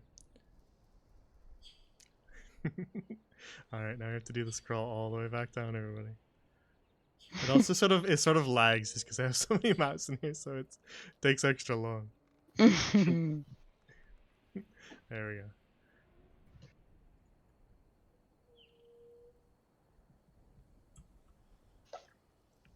So you make your way along the road back towards Glory Bell, eventually leaving the Silver Court Woods and finding yourselves back in the grasslands where you can see the city far in the distance. After your first day of travel through the woods, Casadora seems to be sort of able to walk on her own for the second day. Oh. She's a little bit shaky, but you no longer need to carry her around. It just does. Okay. I mean, you can offer to keep carrying her if you really want to, but I'll be fine.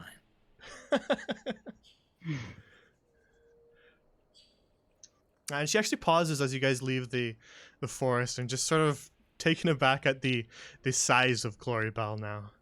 She just it's massive.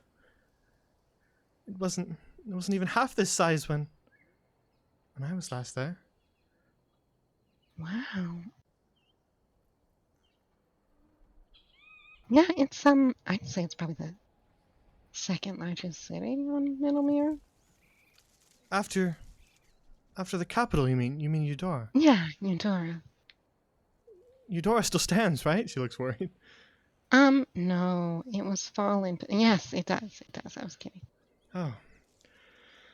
Okay, good. Why was it not doing well when you were? No, it's been so long. There are always struggles, but your door is the symbol of our kingdom. Well, it's still there, so that's good. That is a relief.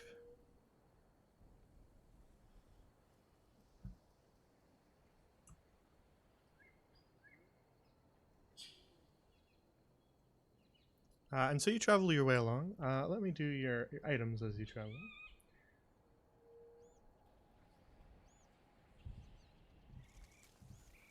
Alrighty. Gale, the bow is certainly magical, though Ruva's a little bit hesitant to allow you to touch it or hold it. It certainly does have magic to it, and it's actually sort of a strange mix of abjuration and evocation magic.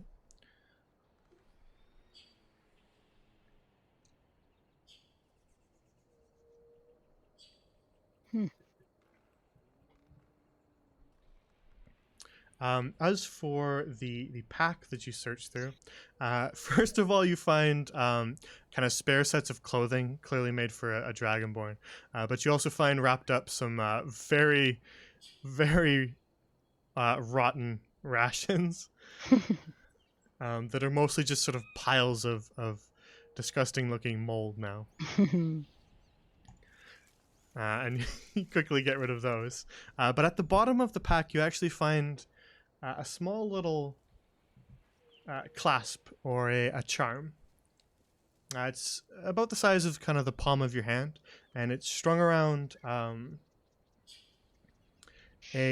leather sort of neck wrap to form sort of a necklace. The charm itself appears to be made of some sort of metal, not quite silver. I think we've all had enough of that.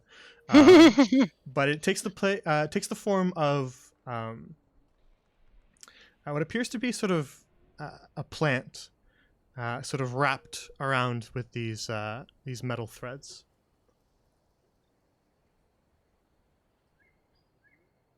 Gale, is this shiny? Gale, you take a look at it, and indeed it is. What, am I not allowed to touch it either? Yeah, well, hungry sword. You know how it is. It appears No. to have transmutation magic on it, Gale. What is the bow? No, the small little charm that Ruva showed you. Oh.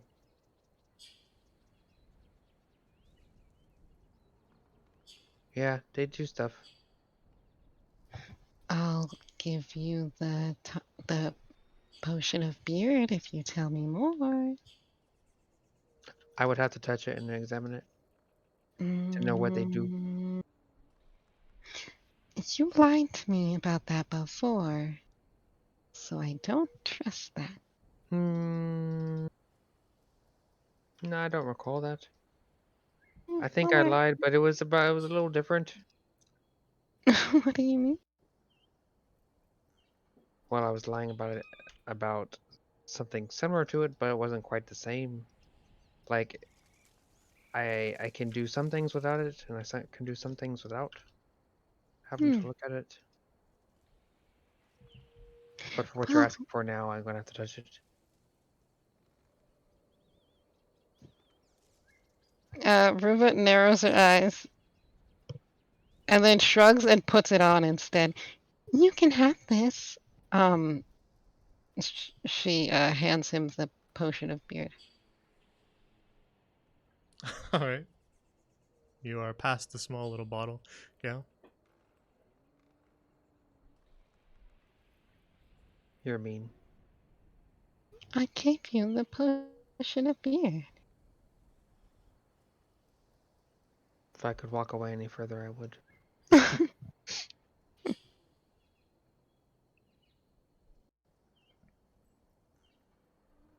Um, Ruva, as you sort of put the necklace on, it feels sort of dull. It feels normal. It doesn't feel magical.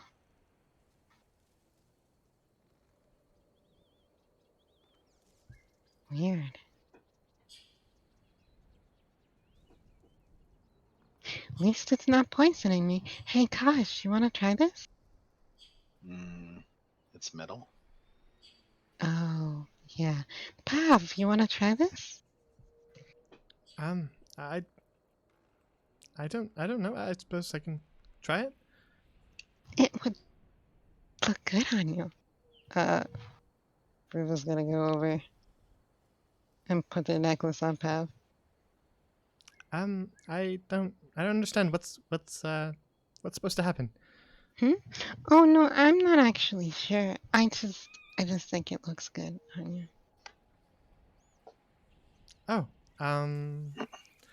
well, looks like a necklace. Gosh, gives you have a thumbs up. Where'd Gil go? He wanted to not be near me.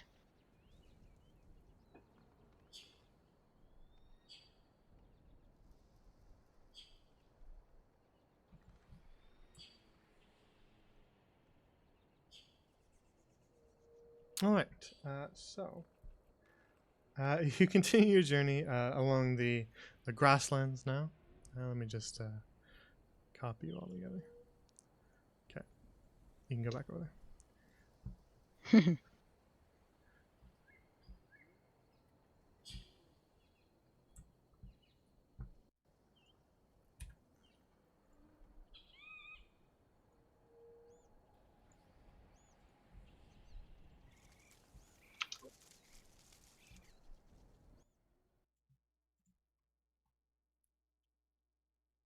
All right.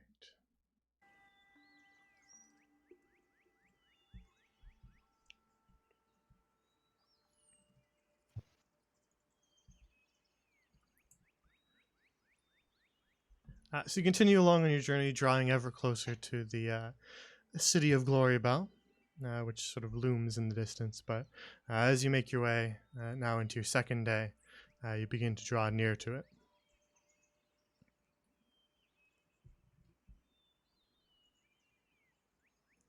Casadora slows your progress a little bit as it's not walking at a brisk pace, but you do manage to make decent time as you don't find anything that really interrupts your progress.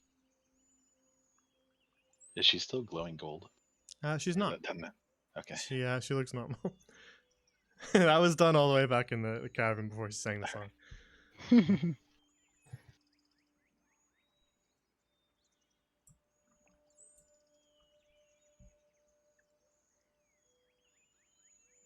So you journey your way through the grasslands. The slower progress of Casador accompanying you means that you don't quite get to the city before nightfall. And so you can press on, or you can take another long rest if you wish. Press on. Yeah, might as well take our time. Wait, what do you mean take our time? I'll do what I can to help Casadora's injuries before we go to sleep. Okay, I mean, it's just that you've been the one that says we need to not waste any time. Well, now, hopefully, we don't have a reason to hurry anymore, right? Well, I mean, people are dying. Yeah, can't stop them all, though. Okay, I mean, I understand that. I just thought it was an interesting change from you, Kosh. I guess we've all grown in a way. Yeah, I guess so. So you long resting again then? Yep. All right. Then you take another rest. As you sleep once more under the stars in the grasslands west of Glory Bell, and then early in the morning you rise to continue your journey It should take you sort of less than now half a day to arrive at Glory Bow. Sweet.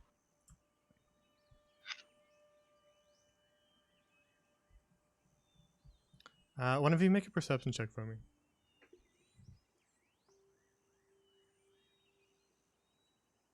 Yeah, gosh.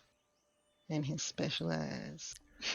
Kaj, as you guys sort of all wake up and kind of pull yourselves to your feet and begin to start the day,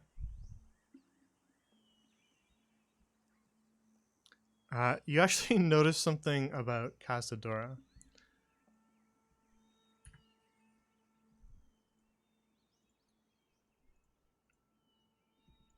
As you guys begin to begin to resume your travels, you notice that Casadora actually has a streak of gray hair running through her hair.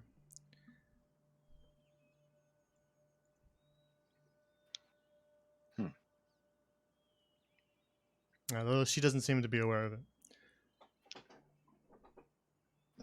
Casadora, was that always there? Was what? Oh, the scar? Yes. Oh Right. no, there's a silver strand in your hair. There's what? And she sort of examines her hair and kind of pulls it down so that she can see a little bit better. Oh, there's gray hair. No, that wasn't always there. Um, hmm. That was really rude of me to point out. I'm so sorry. It just stood out. That was your hair is all. So, I mean, one, it's beautiful. Yeah, it looks nice. But I also get the feeling that maybe that means that we are still on a time limit. Time limit? Yeah, well, see, we've been rushing around because so many people have been sick and dying from silver veins, so we only had a certain amount of time. But I think now that you're not encased in the silver, She understands. You see sort of recognition flash through her eyes. She sort of realizes what you're implying.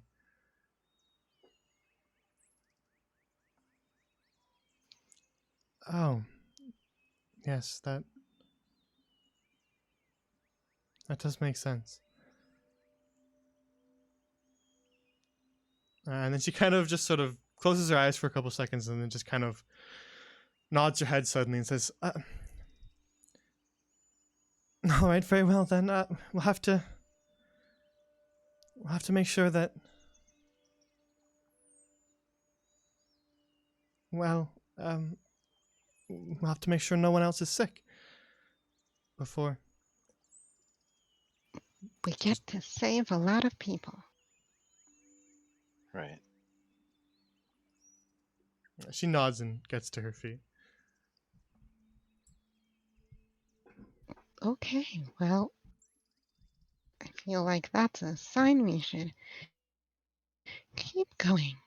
I'm gonna go nudge her. Do you have any ideas about anything we can do about that? I mean, age can't do anything about time. Time's gonna catch up either way, right? Mm-hmm.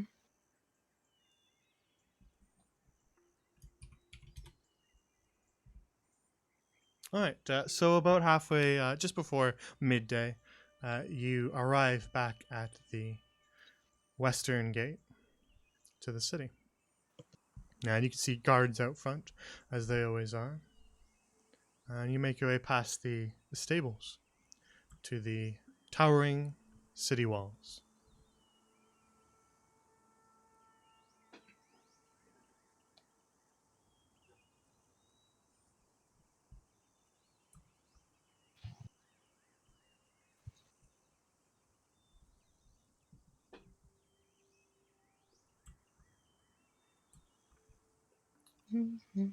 All right, so I think we better get that map loading. So unless you're planning on doing anything else as you make your way through the gate, you enter the city. The guards just kind of nod at you and just pleasant day as you pass. They have no reason to stop you. They didn't check us. Is that a Wow. good sign? That's a good sign. Actually, yeah, they would check you. Sorry. Oh, Thank okay. you for reminding me of Wow. that. That's a bad sign. Well, it hasn't been that long, so they would still check you. They kind of check you all over, but they don't find anything. They don't see those distended veins, and so they allow you passage into the city. So let's load that map. To the graveyard church. Mhm. So you now stand at the western gate, and you want to make your way all the way across the city to the eastern side to the Church of the Endless Slumber. Yep. Very well.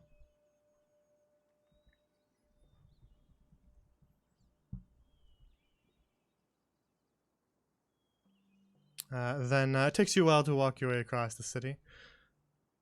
But things appear to be just sort of as usual.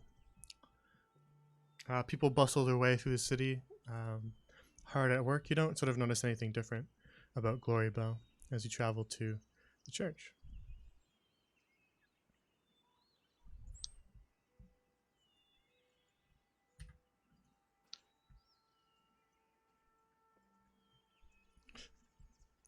Last one. There we go. So, making your way back to the church and up the stairs.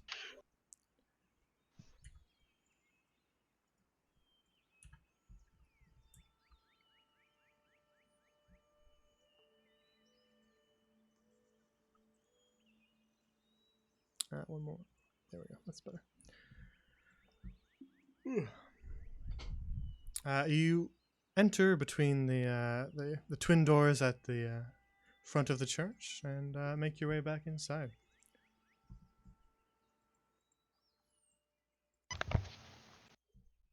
Ruva hesitates, but presses on. The priests of the church are still as busy as always. You can see them bustling about, but you can actually see that some of the tables are empty now. Though some of them still have patients lying on them.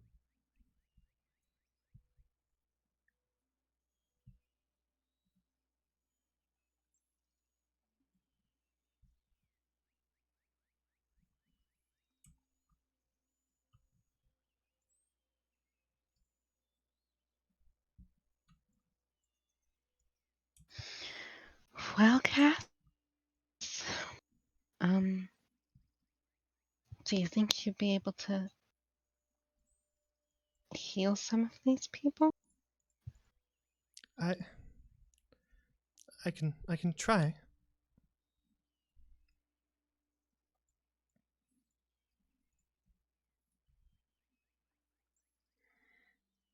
Gail, you make your way over to one of the priests on the far side of the room, who's tending to the woman that you'd met before. Her son standing nearby. Let me open the Glory Bell list of names. Oh yeah, that's Finn Halfway. Robin. Okay. So the priest just sort of turns towards you as you walk up and just says, "Can I help you, lad?" Yeah, I was here to help. I know these people. I told them I was coming back. Right. I've seen you around the church before. We brought help. Is she still doing alright? Well, Maya here, her condition does actually seem to be improving. She's not ready to run off into the sunset yet, but she is she's getting better. Oh, well, that's good to hear. So, when did she start getting better? Like, did she start seeing improvements the last day or two? Yes, that was actually the time frame.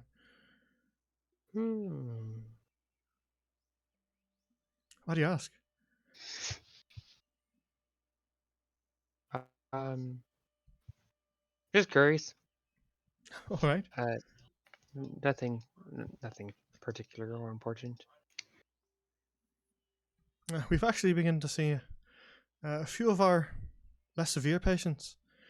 Their fevers have broken. They're able to get up and walk about, stretch their legs. That's fantastic. We were all hoping that we'd seen the worst of Silvervein. Perhaps it had begun to pass us by, but some of our more worse off patients are still bedridden, I'm afraid. Hmm. Can you point us to some of the people that are? Hey, well, Maya here, still not quite well enough to walk, and well, the woman on the far side, he just points across to the one near Catherine Stone. She's also in quite a bad way. Hmm. Gosh, take them over there and there. Okay. I wonder, do you think perhaps we could get people to go to the amphitheater and then have her perform there to get more people at a time? If they're not bedridden, maybe. I don't want to make these people get up. Hmm. Right this way, Casadora. Looks like this one needs some help still. Oh, all right.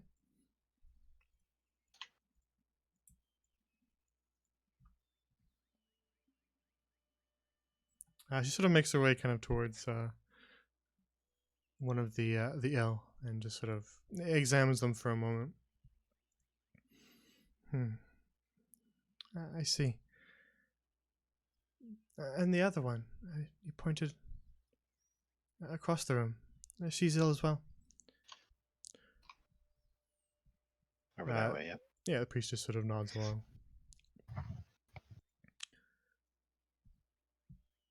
Um, all right. I suppose I can perform. And the priest just kind of looks at her and just goes, "Perform? What do you mean?" And Cassador kind of pauses, not sure of what to say. She actually looks at you and Gale, Kosh.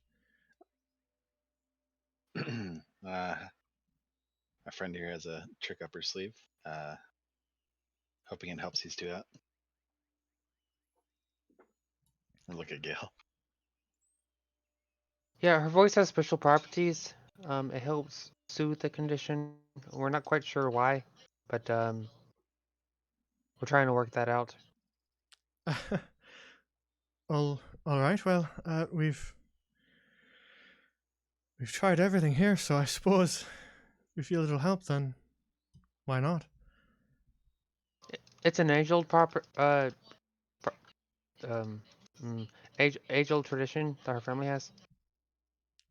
All right. I see. Well, carry on then.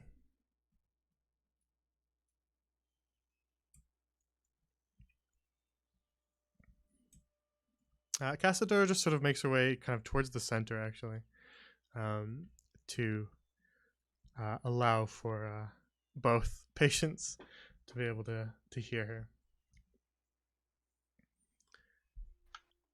And through the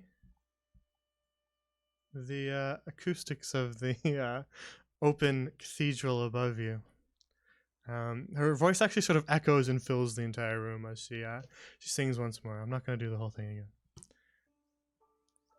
again. But she sings a similar song to the one that she sang last time. You recognize the notes.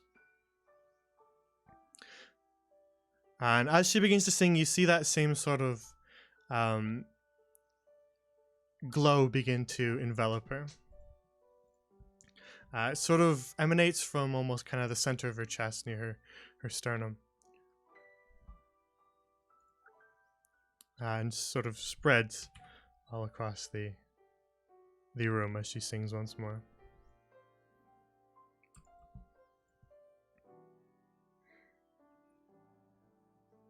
And Gail, as you watch Maya, and Kaj, as you watch the patient in front of you, you can actually see the veins in their neck sort of begin to fade as they return to normal.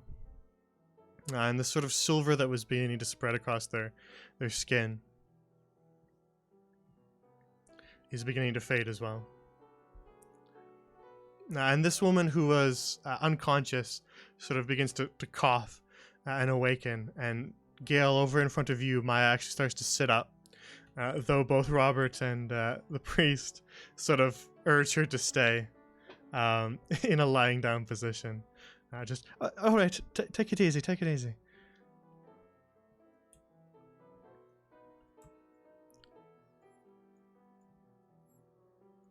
And Casadora sort of continues to sing as her voice echoes throughout the chamber, as the patients begin to sort of sit up and their conditions improve. And as her song draws to a close, the gold light fades once more.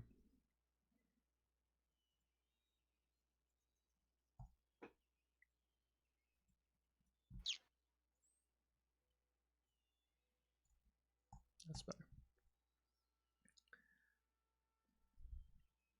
And she just sort of looking a little bit exhausted, collapses once again, kind of down onto her butt, and just looks up at you, Gail. Just did it work? Hi. You look fantastic. Comparatively. Indeed, as you sort of look at them, they do indeed look improved. I don't know their portraits for them. It would look weird, but they suddenly transformed into different people. But they do certainly look much healthier. Both of them have awoken from their unconscious state. Gail, you can see Robert just sort of crying in happy tears as his mother just sort of holds his hand, now awake and talking with him. I told you she'd be okay.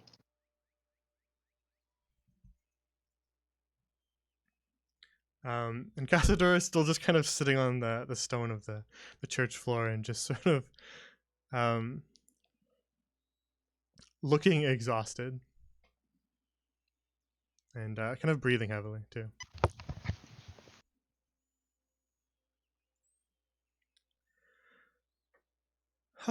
I didn't expect it to take it out of me again.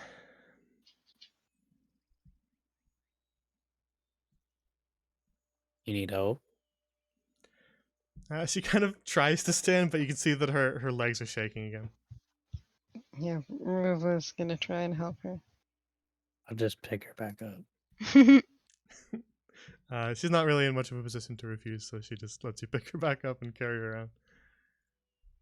I think, yeah, you still have permission to move her. I've just been copy pasting that same token, so you should still have the ability to move around.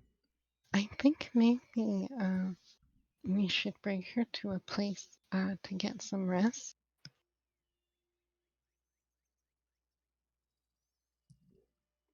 She still looks kind of woozy as you're carrying her, but she says, "Were there others in the city who were sick?" I can go around and check. Anybody else that's not bedridden, I can bring them. They weren't letting them in the city, remember? Right. So yeah, they'd so be right just- outside. So how about I think maybe we should do this a more efficient way. What if we bring, like, I don't know, what if we find a nice place for Casadora to rest for a while, and we then find like a place to congregate, and then bring Casadora there. If that makes sense.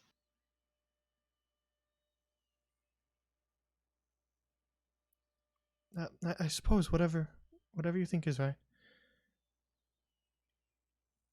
Personally,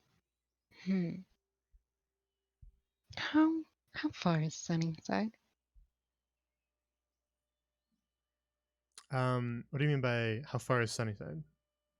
Like, how long would it take to get there? Well, the entire sort of grassland east of Glorybell is Sunnyside. Oh, so, guys, remember when we met that knowledgeable man who everyone thought was crazy? Right, the one that told us about Casadora, I sort of feel past, yeah. like maybe she could rest with him while we figure out our next move. Okay with that, Casadora? I suppose. Where was he located? At a wine place? What is that called? Breeze? No. Belissander? Oh, is it Belissander? Mhm. Whoops. Yeah, I think so. I He was is a relative of someone that was friends with you back in the day. with me. Who? Well, someone who talked with you. I don't remember her name.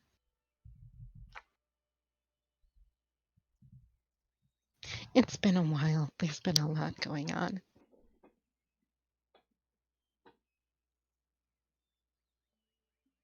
Does Well, anyone? Who else was there? Oh, God, just thinking Pavi. right now, trying to remember. Who are you I think talking Pavi about? was there. You weren't there. All right, fuck you. Figure it out then. Pavlova, do you remember the name of the Is it Rubina? barmaid? Maybe. Rabina? Something like that.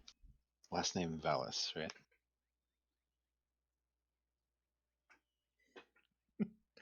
yeah, that was right. Honestly, all I remember was they were a barmaid. It was Rubina Vallis was the correct name. The man you're thinking of was Aylmer Vallis. Literally in my notes, by the way. Yeah, but you weren't there. You weren't there. Okay.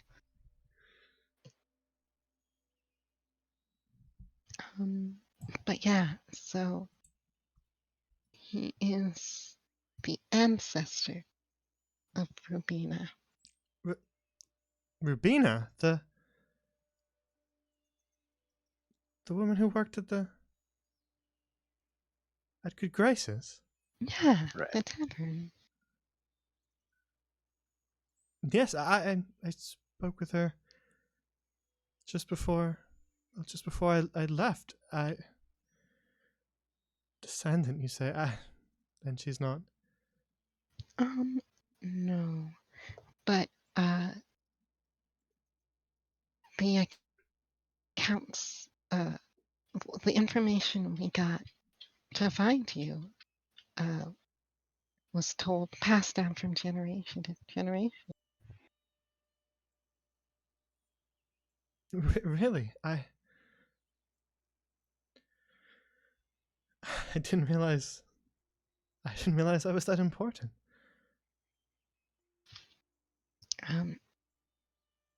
You definitely are more important than even that. You're a legend. Well, I don't know about that, but if you did want to return to Belissander, I suppose that would be all right. The things that drove me from there in the first place are almost certainly not around anymore.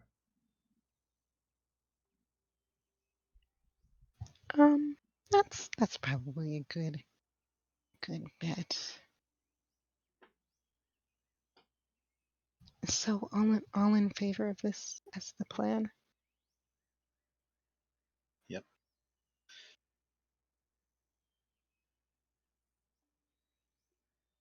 Okay. Good talk, guys. Let's go. Shall we travel there now then? Yeah.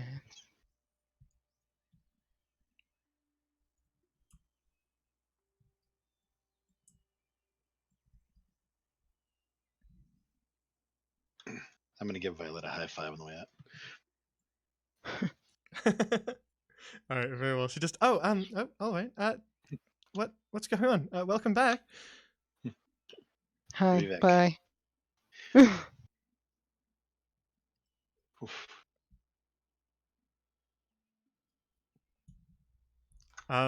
As you sort of gather up and begin to make your way out, the priest who was talking with you, just sort of quickly says, in direction to Casador, just says, "Hang on, what was your name again?" And she just sort of pauses and again looks actually at you guys, Ruva, Gale, and then up at Tibber. Not sure what she should say. Her name's Casadora. Casadora. Well, I won't hold you here any longer. Have a nice day. He just sort of looks off, deep in thought.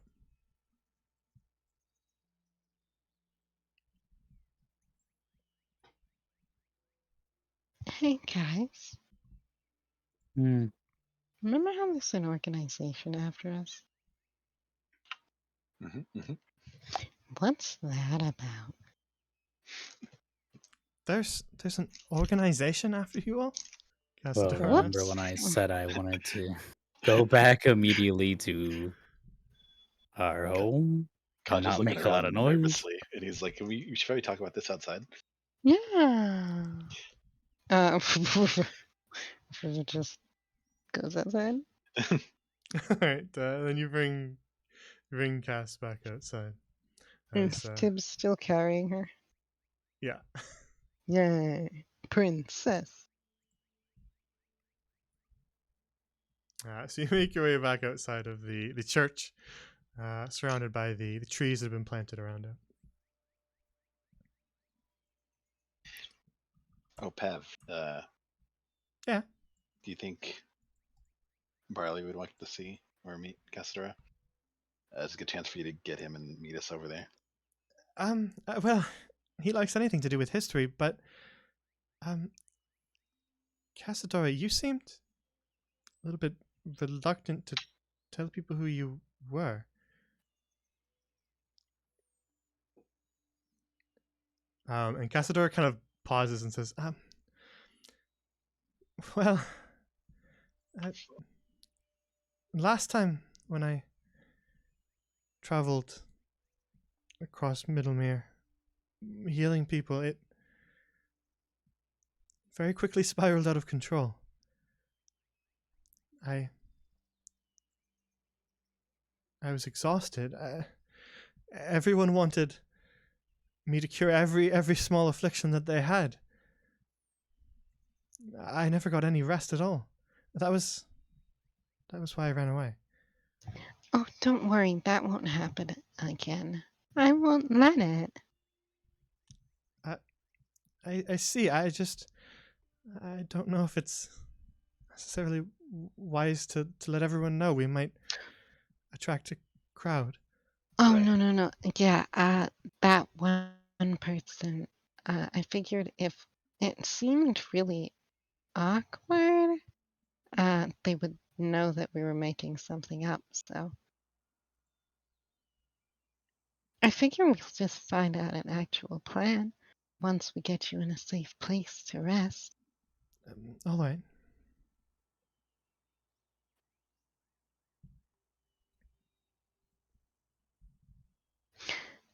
Hey, Tips, What? do you think you could get your terrible family to get a horse so that Casadora doesn't have to walk? Probably. I mean, I do have one. Hmm, Kinda currently sick though. you mean I got us a horse, and then All right, then go you get it. gave money for Sure, no go get it. reason.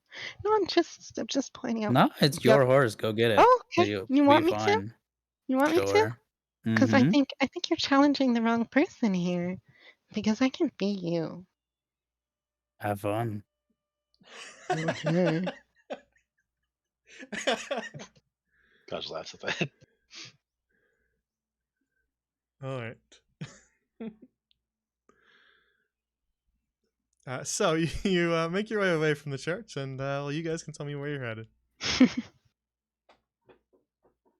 Where would you like to go now? Well, how far away is it to Palisander? It's a couple days. I think it's. I think it was like a day and a half or something like that. I don't remember. Okay. So can Tibbs carry her a day and a half? What's going on, Yeah. big buddy? Yeah, Okay. Tibbs would be fine doing that, but you would pass by the path north to the Godfrey estate on your way there.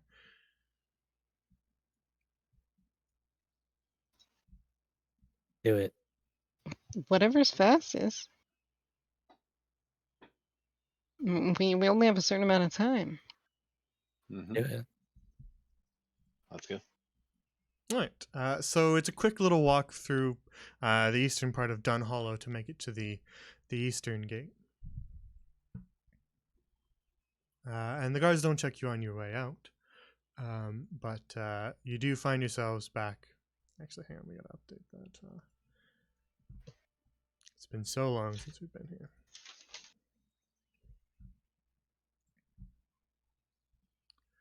You do find yourselves back in that sort of camp that was set up outside the eastern gate.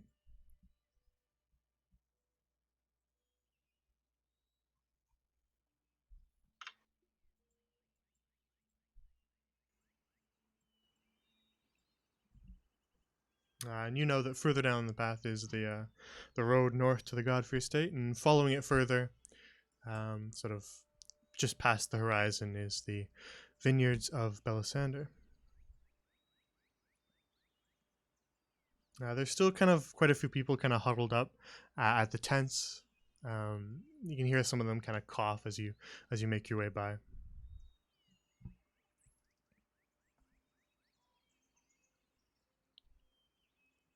So,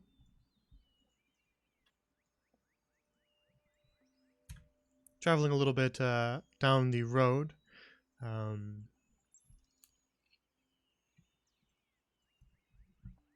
now sort of past midday, into the very early afternoon. You arrive at the road that splits north.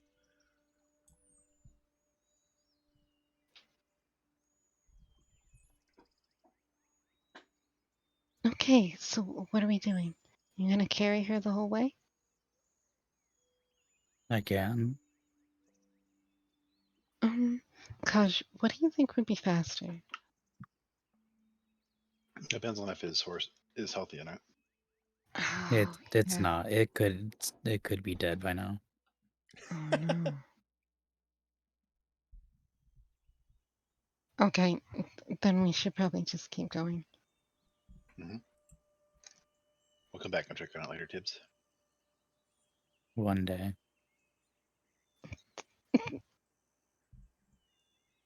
I mean, I'm sure Edward would have told you if it was dead, right? Somehow. He doesn't know that's my horse. The only one who Oh. knows it's my horse is. Yeah. Mm-hmm. The guy whose name probably started with a G. Maybe. Let me just do something quick. Still using the other gas. We're gonna pass a grave, guys. Eventually, probably, yeah, if you keep heading that way. Alright.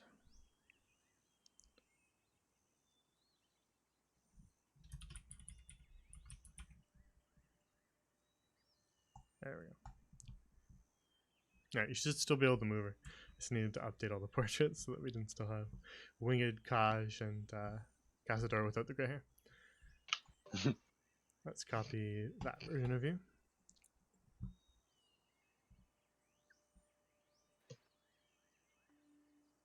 Alright.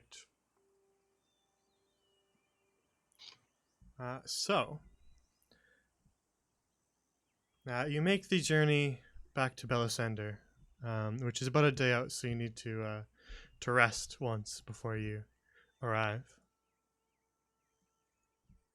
But eventually, as you crest one of the rolling hills of Sunnyside, you see in the distance the multitude of grapevines that make up the vineyards of Belisender.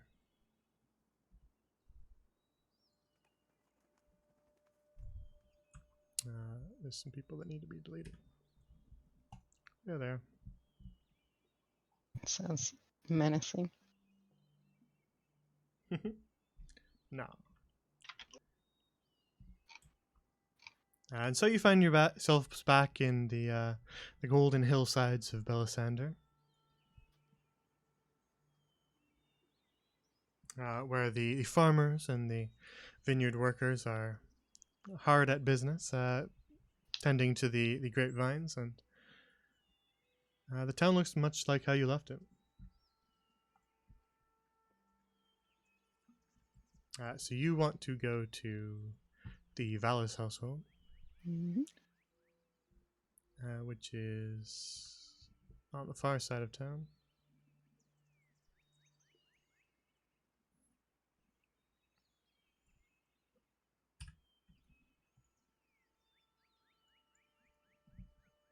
And kind of on the northern end.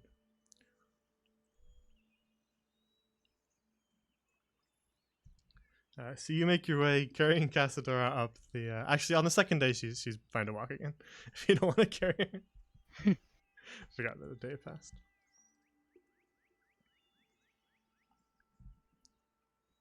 And you make your way back up the hill towards the old Vallis household.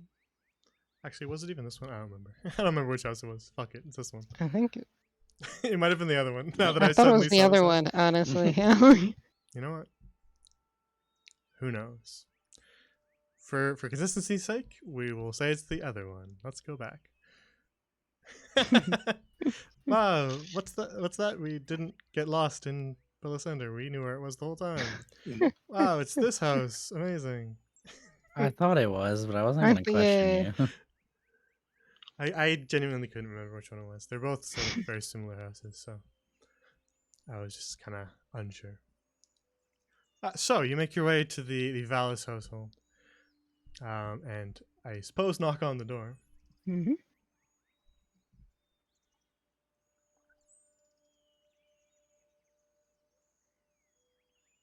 Knock, knock, knock. Upon which you recognize the face of Elia Vallis, who sort of opens the door and then sort of looks around and recognizes all of you and just says, "Oh, I wasn't expecting to see you lot again.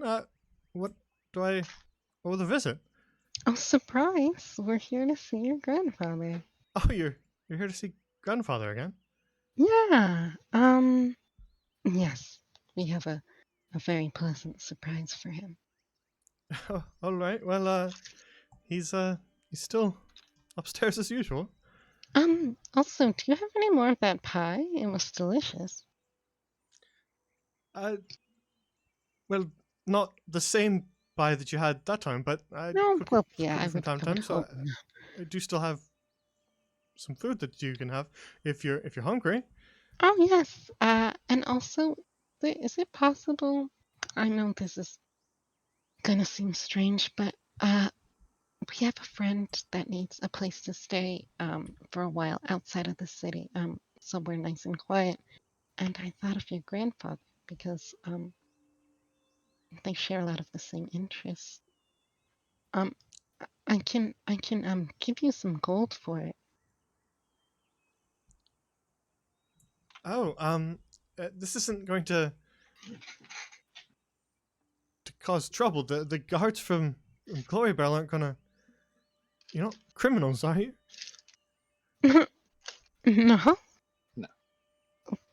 Why would you think that? Well, you sound like you're hiding out from the law. No. She's a little sick right now, and She doesn't have City. Silvervein, does she? Oh, none of us do No, no, know. Oh, well. Alright, well, that's a relief. Yeah. But she is feeling a bit weak, so we're hoping perhaps she could stay here a while. Oh, alright, I suppose. She hasn't been back to this area in a while, but she I think the views might help. Sort Yeah. of like an old. Cassadora speaks up behind you and says, yes, I was born here. And Alaya goes, oh, you were a local, but you haven't been around in a while? Alright, well, I suppose there's a spot for you here then. Again, grandfather's upstairs, so if you want to go and see him, you should be awake. Oh, perfect. Thank you. Should be happy for more company. Ruba just like rushes up.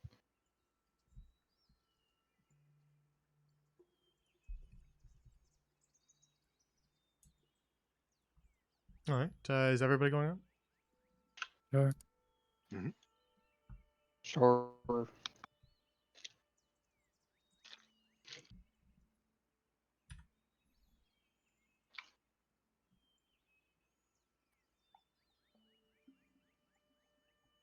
Alrighty, then it's a little bit crowded in the attic this time. As all of you make your way. Ruba makes herself slightly smaller. Very well. As you all make your way back to the dusty old attic where Aylmer lives.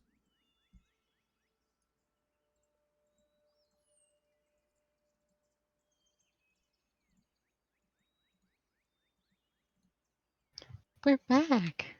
He sort of hears you making your way up the creaking stairs and sort of turns towards you. And at first he's a little bit grumpy and just says, what is it? Oh, I remember you. Hi, we're back, and we brought a surprise for you. A surprise?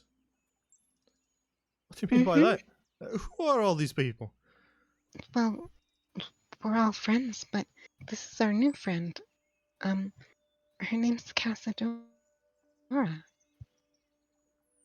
Cassadora, eh? Named after the Bard of Balisander? Your parents were fans of the fable. Well, Cass, why don't you explain? Well, not exactly. I think from what they've told me, I am the fable.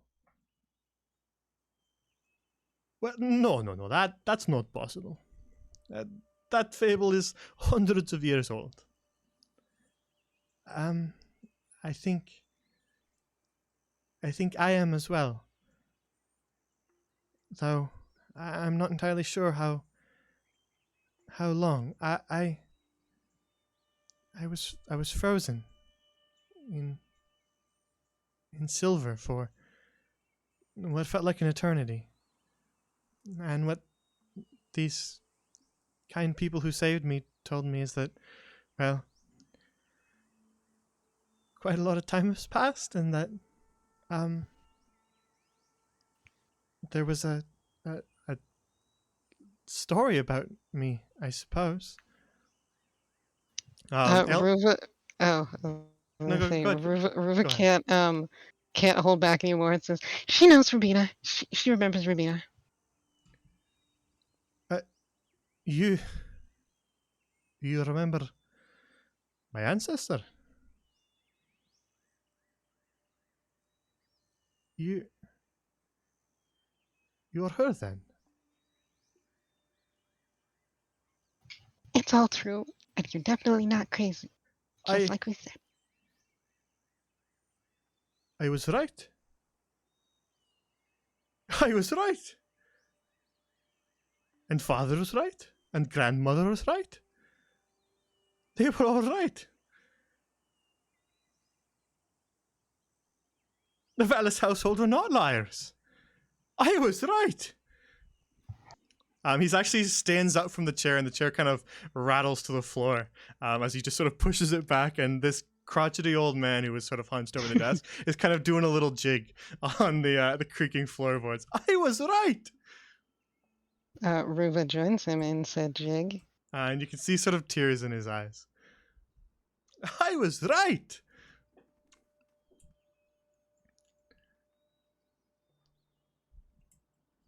And he just sort of kind of makes his way to Casador and just sort of clutches her hands with his and just says, "Thank you, for visiting. I've known your story my whole life. I never expected this, but thank you."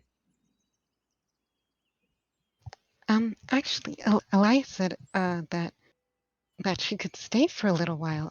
She needs a lot of rest. So, we were hoping that you two could get along while we take care of some business. Hi, of course. I'd love to hear. I'd love to hear the whole story, if you're happy to tell it. Yes, I suppose I can. I can help you fill in the gaps. Very well, of course. You're all welcome here for as long as you like. Thank you. Cassie, would you be okay if we get have to go back to Glory Bell to get some things in order? Yes, of course. I'll be all right here. Okay. All right, perfect. Kaj, Mhm. do you think? I don't think anyone will know she's here. I'm gonna stay behind just in case. Okay. You guys know that city more than I do, it seems like. Yeah, I mean, I'm slightly out of date, but yeah, should be okay. I'm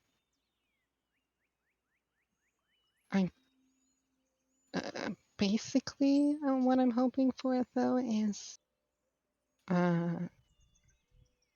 somehow finding a good place. I don't see. I don't know how much time we have, so I don't know how far we can spread any news. But I also don't know if it'd be safe for her to travel. Right. Doesn't seem like it's a great idea. So as local as possible, I think. Yeah. But Hmm. yeah, whatever you guys think. I'll just make sure nobody comes after her in the meantime. Yeah, I don't like. I don't know. I'm glad you're staying. What? I could stay if you guys want to go. I don't. What are you going for? Well, we gotta find a way to get the sick into one place. That way, she only needs to do one song.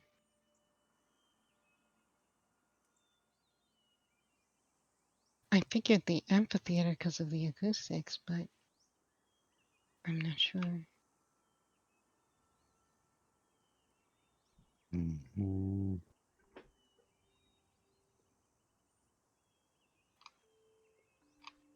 I'm not. I don't know much about the city politics, so. Right, Tibbs is probably good for you to take along. You have more pull there than anybody, I think.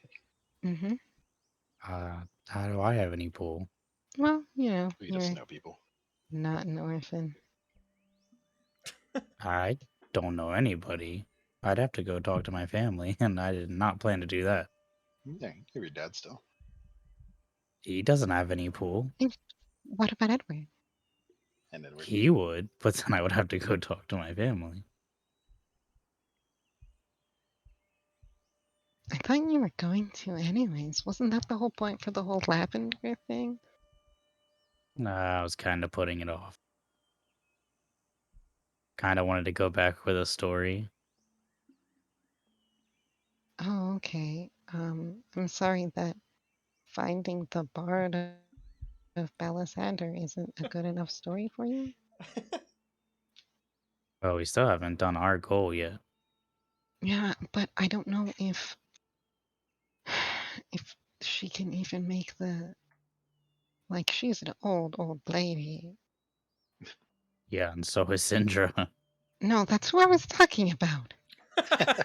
No, I'm not talking about bringing her here. You guys are still upstairs when you're talking about this, yes?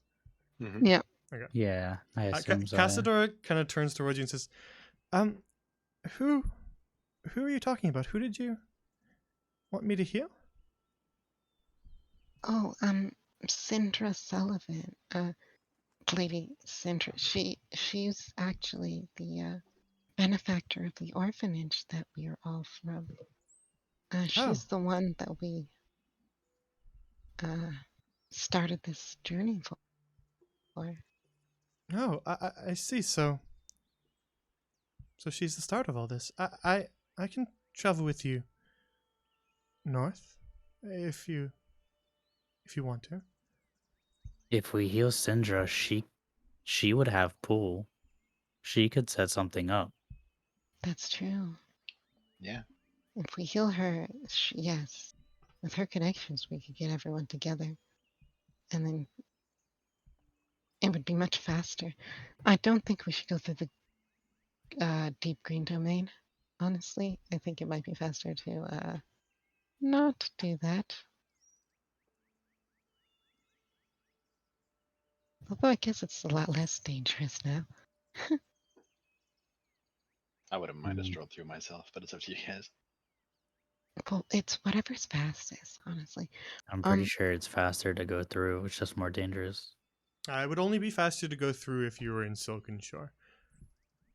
Oh, okay. Oh yeah, I So guess it we're a is. bit west. Yeah. So if we go up to Eudora and then over. That would be a detour. If you just want to take a road, you don't have to go to the Eudora. Oh, okay. Yeah. Straight there. It'd be a detour to head to Eudora. Yeah, let's do that. Oh, then. I just assumed I thought north to Eudora, but yeah, obviously not. Yeah. Yeah, it would take Okay. an extra week or so to do that. Yeah, no. Okay, All then right. we should. Back home then. Yeah, I think we should rest for a day or so, and also we don't have any supplies for a trip, so. Well, what do you need? Elias should have something lying around. Depends on what you're looking for. Food, food, probably some food. Elias can take care of the food. Okay, I'll be honest, I don't think we really need anything else. No. We do You pretty mostly well. need food, and I'm gonna make eye contact with Tibbs when I say that. Yeah. Somebody's gotta carry the girl. Yeah.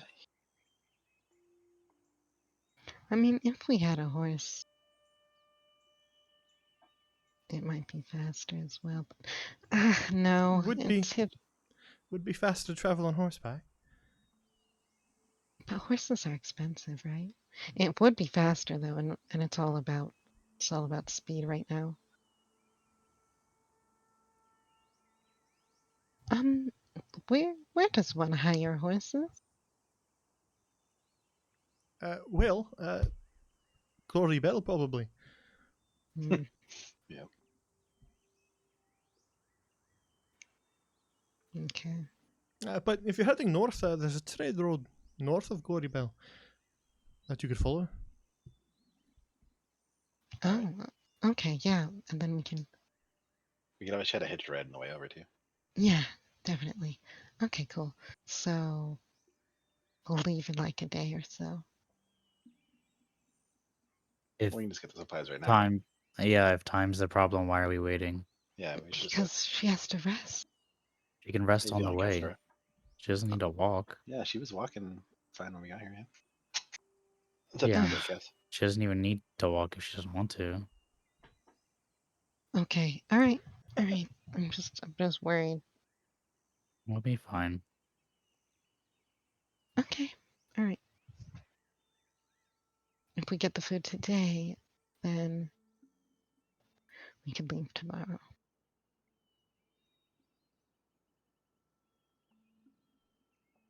All right, let's go ask for food. All right. It's nice seeing you again, Emma.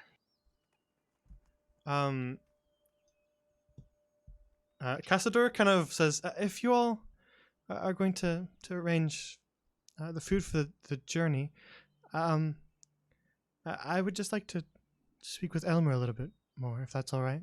I'll join you back downstairs in a moment. Oh yes, definitely. Mhm. Take your time. Thank you. So the rest of you make your way down the stairs back to the bottom floor. Cassador stays upstairs.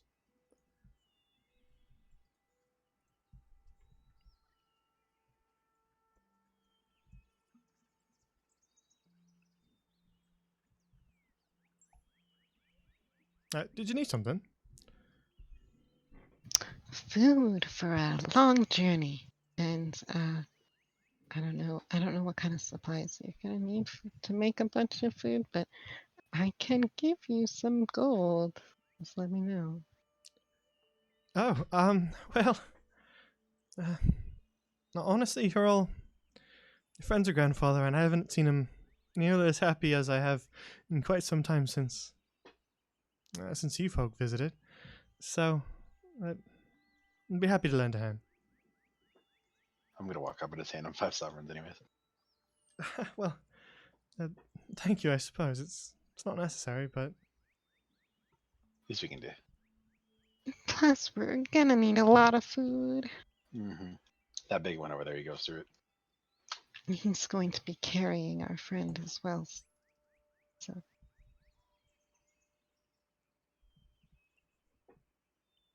all right. So Elias sort of busies himself gathering up what supplies he can. oh, And do you you can need kind of help? I yeah, can yeah. help you. You can aid him as he begins to gather things up, and he sort of helps you tuck them away into the packs that you carry with you. Yep. Riva has switched to Elvish. Yeah, he continues on in Elvish, just kind of talking quickly and asking you what you think you'll need for the journey. And you manage to gather up quite a few supplies.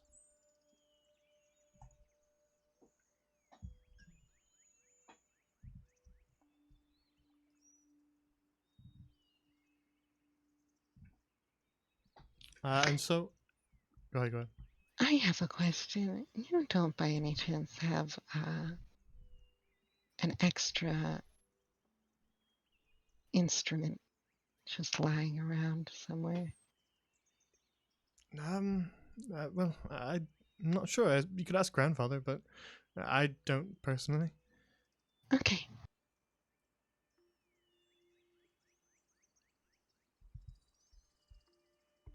Gosh, do you still have those pieces of the lyre? Yeah. Hmm. You should probably be on the lookout for someone who can fix it. Yeah, I don't know who would be able to fix something like this, but there's something to listen for. If we're gonna be on a trade road, I feel like maybe we might find someone. Hey, Gil, is it still glowing? I'm gonna show him the pieces of light. Gil, it is not. I'm afraid not. Hmm. And I don't think fixing it would restore the power. I mean, it could, I guess. I don't really know magic that well, but I would think once it's broken, it can't be unbroken. Well, I mean, I was just thinking of fixing it just because it was and It's still important to her, too. yeah.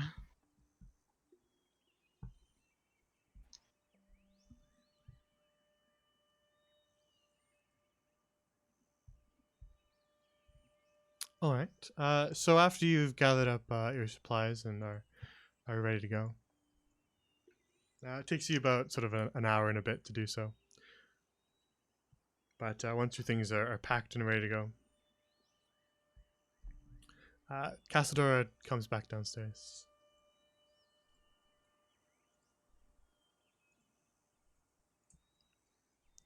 Are we ready to set off then? I thought we were gonna set off in the morning, but also sooner I the have better. to quick ask him a question. River just wants to run up and see if he has a musical instrument. All right. You run back up the stairs, and he just says, "Oh, something else you needed." Yeah, do you by any chance have an extra musical instrument? Uh, hmm. Well, it's been a long time since I've searched these crates lying around here, but I don't believe I do. Okay, I was just wondering because Casadora's lyre was kind of broken, so Ah, I see. Well, that's not good. yeah. I mean, I just wanted her to have at least something to play, you know.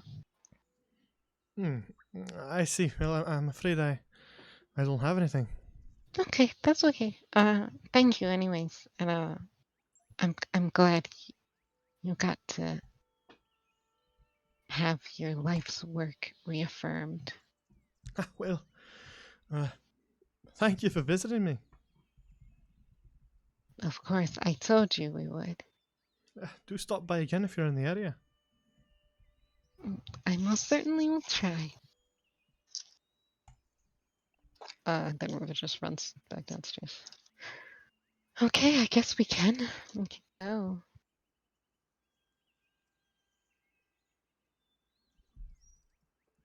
Let's go. Thank you, Elia. Happy to help again. Your friend's a grandfather, so your friends of mine. I look forward to eating the food.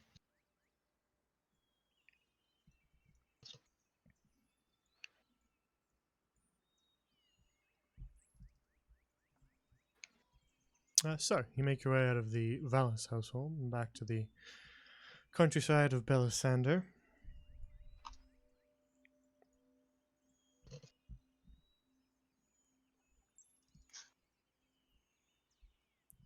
So,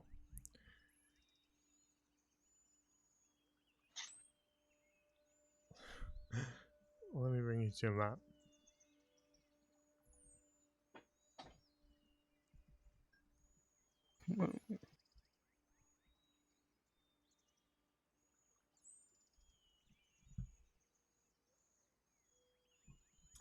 So, if you wanted to, you're about there-ish, sort of. It's kind of northeast. So you're about there in the middle of Sunnyside. If you wanted to cut through the deep green domain, that would be possible, though there is a chance that the forest itself will be slowing your travels. If you want to just sort of cut along the forest line, that may prove to be faster, though again, it would be far faster on horseback. I mean, they're gonna try and see if they can get horses, but Yeah, we'll just go along the side and then see Yep. if we can hitch a ride with somebody, see if we get lucky. Very well. All right.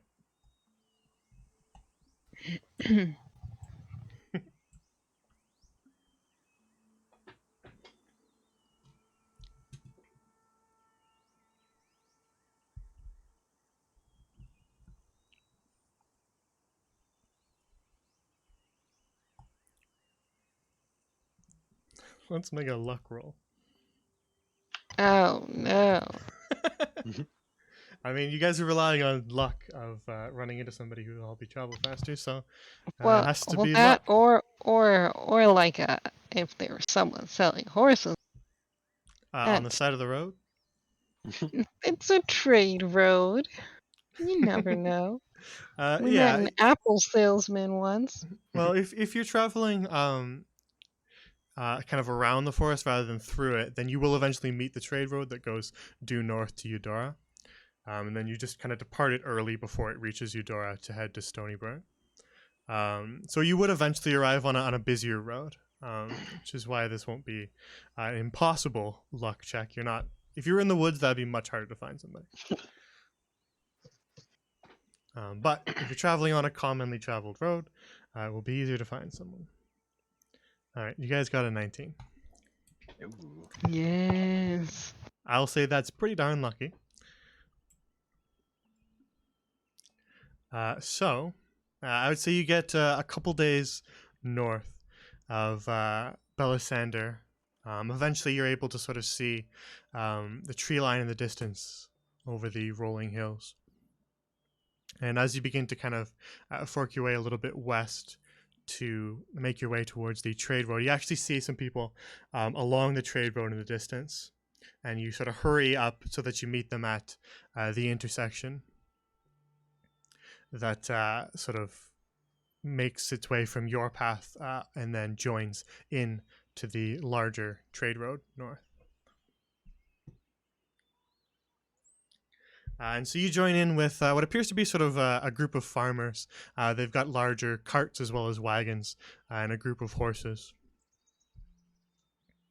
That they are all kind of making their way north.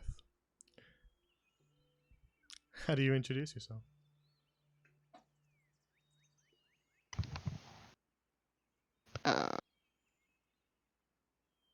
Well, Ruva's got a huge smile on her face. As always. You see one of them just kind of looking down from the perch up on top of the wagon as they wander their way along and just says, "Ah, hail there, traveler." Hi, I'm Ruva. Is it okay if we hitch a ride with you?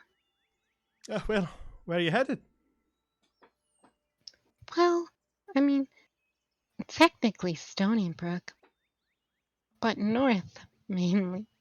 Well, we're making our way to Eudora, so we'll get you part of the way there. That'd be great. Oh, that would be perfect. Joseph, do we have room in the back of one of the wagons? He sort of shouts off into the distance at one of the wagons farther behind him. And you just sort of hear back in the distance, yeah, we should. And then he looks towards you all and says, how many are there of you?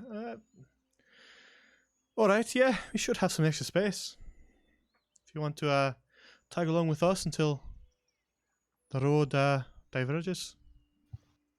Oh, yes, please. Thank you.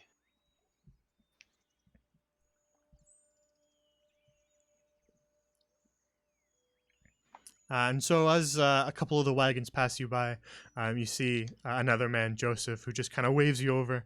And in the back of sort of this covered wagon that they're driving along north, there's some extra space. In the back of the wagon, there's a little girl and what appears to be your grandmother, both human, that are sort of sitting in the wagon. But other than that, there's quite a bit of room for you all. So he pauses his horse for a moment to just allow you guys to hop in the back before they resume the journey. And so now you're about here-ish, beginning to head due north towards Eudora.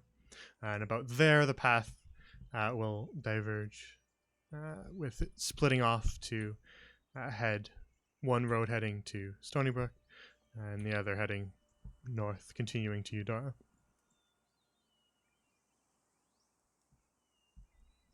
So this journey takes a couple days, so I don't think anybody needs a long rest, but that is what it is.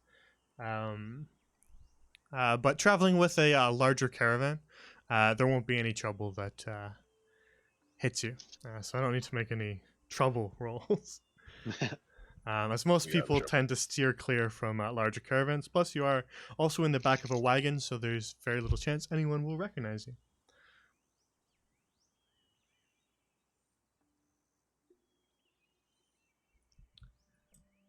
So, As you make your way a few days north, traveling with this caravan,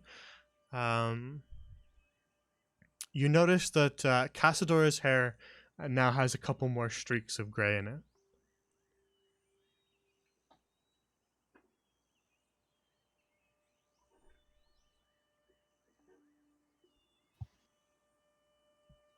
I mean, the Um, only thing Ruve is probably gonna do is cast worried glances over at Kaj every once in a while.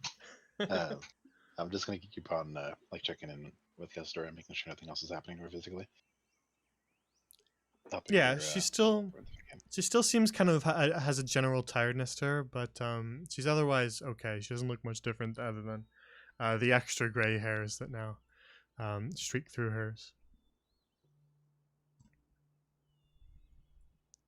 And so eventually, after another couple days of travel, moving a little bit quicker with the horse and cart than you would have on foot, especially if you were carrying Casadora or having her kind of limp along beside you. So you make pretty good time. And after several days' travels to the north, you can actually begin to see along in the distance over the sort of flatter grassland the shape of a city far, far off along the horizon. And it looks even bigger than Glorybell. It is a sprawling, massive city sort of built along a more major river.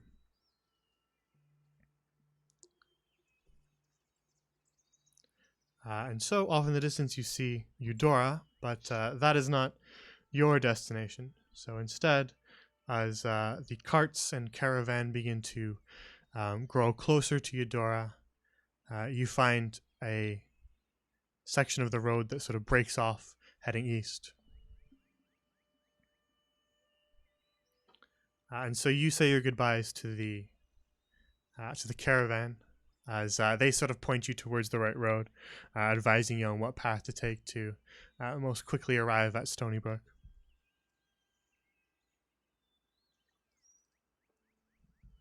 And so about here, you fork off and head along a path that leads you northeast. And you cut down some time not having to head to Eudora by kind of cutting across here. Eventually, as you travel down the much smaller path than the trade road, you find some smaller bridges that make their way across some of the streams and rivers throughout the Riverlands. Now on the far side of that sort of major river that cuts through Eudora, you're able to just travel almost entirely east towards Stony Brook. And so this journey takes you another couple days. And as it continues, you notice that now Casadora does indeed, after another few days, have even more gray hair. Do they get to see Fergus, the ferryman? Well, that was heading due south, so that was more here. You guys traveled a bunch of streams heading right along that path. So that was more what you took the first time. So you won't see that guy unless you really want to go visit him. Nope. This was more your path up here. Yep. He's dead to me. He just drowned in the river. That's a horrible accident. Damn. So, as you make your way along, just sort of noticing that Casadora's hair gets more and more gray as you spend more and more days on the road. You find eventually along the horizon the familiar sight of the small town of Stony Brook and the many rivers that travel near it and through it.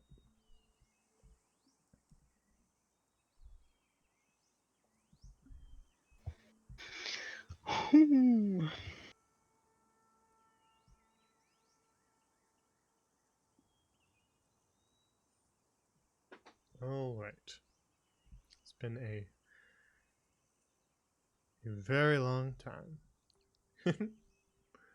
But we're back. We made it, everybody. Holy. So, I'll be honest, I didn't think I'd make it this far. What do you mean? So you arrive sort of along one of the western roads in Stony Brook, and I assume that your destination is Singer's Manor. Mm-hmm. Mm-hmm. Very well. Then you quickly make your way across town, which is only a short walk before you eventually arrive at the old market square.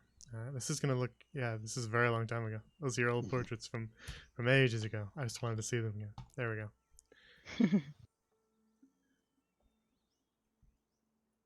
So now you arrive back in the market square, where Singer's Manor sits on the far east of it, as well as the general store and inn on the other sides.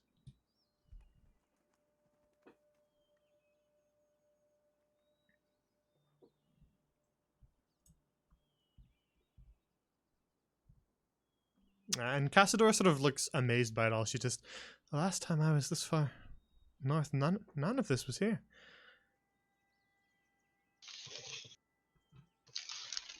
It must be so strange.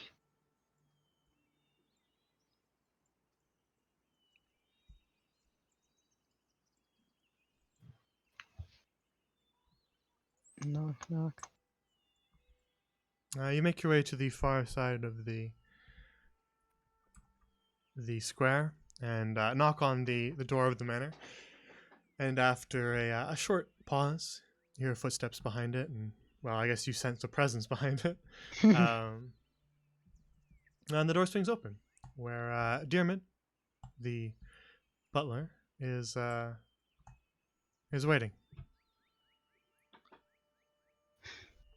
Hi. We're back. Indeed. Good. Is He just sort of looks past you to notice all the new additions to your group. yeah. Is the lady here? Yes, she's upstairs. Is she doing better?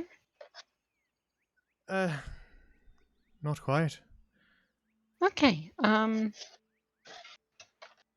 Well, just let us in. Hopefully we can help with that. Hopefully. Indeed, come in.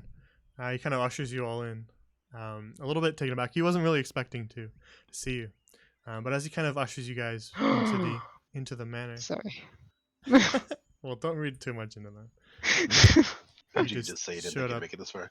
unannounced.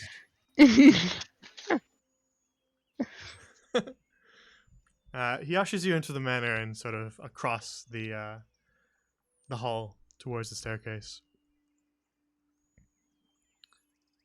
And just kind of as he's walking with you, he just, if you're all back, then does that mean you found what you were looking for?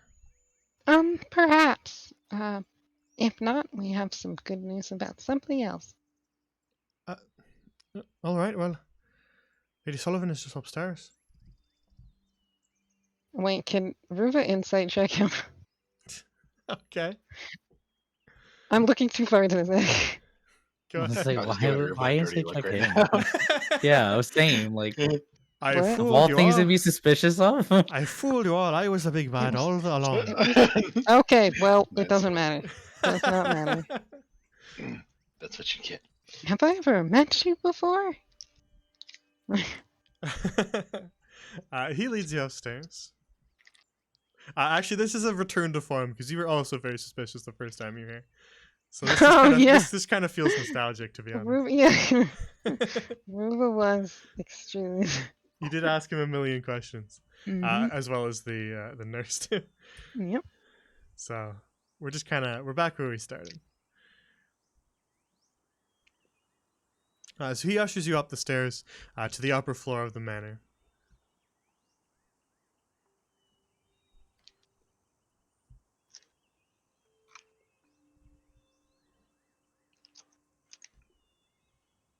And he kind of opens the door and just allows you guys to enter. Now with a small little gesture.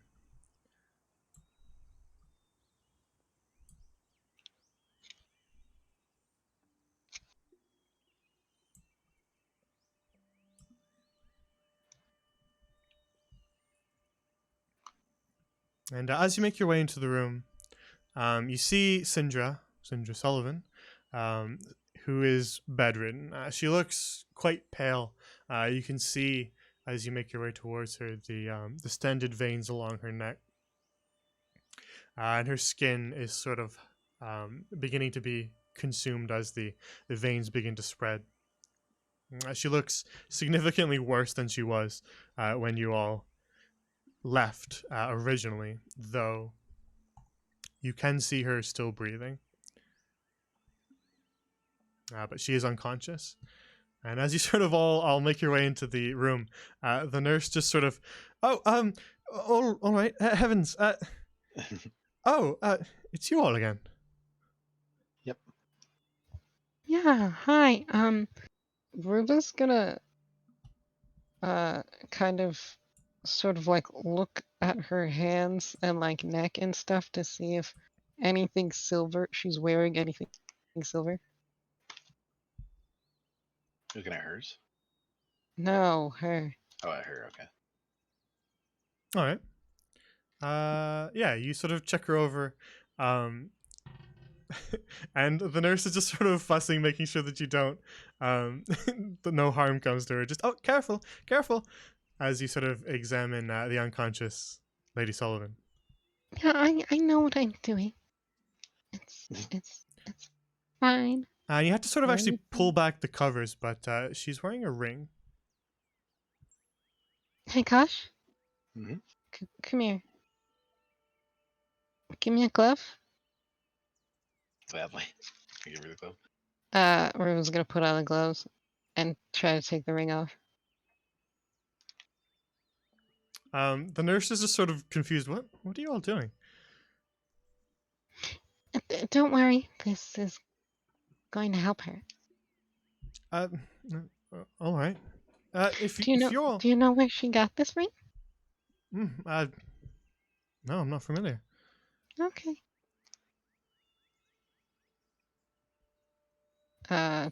Did she get the ring off? Yeah, you pull it off her finger. It just appears to be made of steel. Hmm. God Gil, gives you can another you- look. Gil, can you look at this real quickly? What am I I looking promise. at? Are you looting an old I woman? promise we're not stealing things, Lena. I'm so sorry. I don't know why Ruby is feeling really cryptic. Gil? There's a link between Silvervein and Silver Things. I said So we're gonna double check. yes. Oh, okay. Here. Is it shiny? What Uh, shiny? Use your words. The ring. You take a look at it, and it just appears to be an unremarkable ring. Was the necklace from before unremarkable? Not quite. No. Got into that. It's fine. Okay. Well, I'm gonna put it down here anyways, just in case. You took the ring off her? Yes. Jesus. Anything that's slightly shiny. You don't know. Maybe it's inside the steel or something. Could have You been are Gil dipped would in know if steel. anybody knew you. Gil would know. Would he? I don't know. He's lied to me before. Can't trust Yeah, that. we're gonna have a conversation on that later. The nurse just sort of looks across at all you. If you're all back, then does that mean that you found the researchers that Lady Sullivan was looking for? we Oh yeah. Found one. we found one and we brought her. Pavlova just gives a small wave. That'd be me.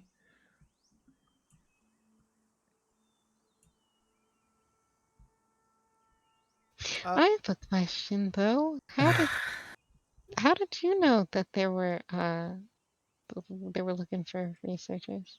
Lady Sullivan told me. Okay. She was in the room. No, she was not. Was she? She was in the room for part of it. I don't remember which part. I just remember you interrogating her in this room. Yep. Yeah, fucking. Was gonna It all comes insight full check it. circle. Okay, still. You see in still your own fucking head. nothing. You're Yeah. overthinking. You know Okay, nothing. She sprouts Oh. devil horns and bat wings. shrieks and flies out of the room. Okay, Cassador. Oh, Miss Nurse Lady, I forgot your name. I'm sorry. Miss Murray. Miss Murray, would you mind stepping out for a moment? Miss Murray, you're Oh my fine. fucking god. All I'm right. gonna look at her. Miss Murray, wait. No, you did a great job holding it off until we got back. You're Oh more yes, than welcome to yes, witness this.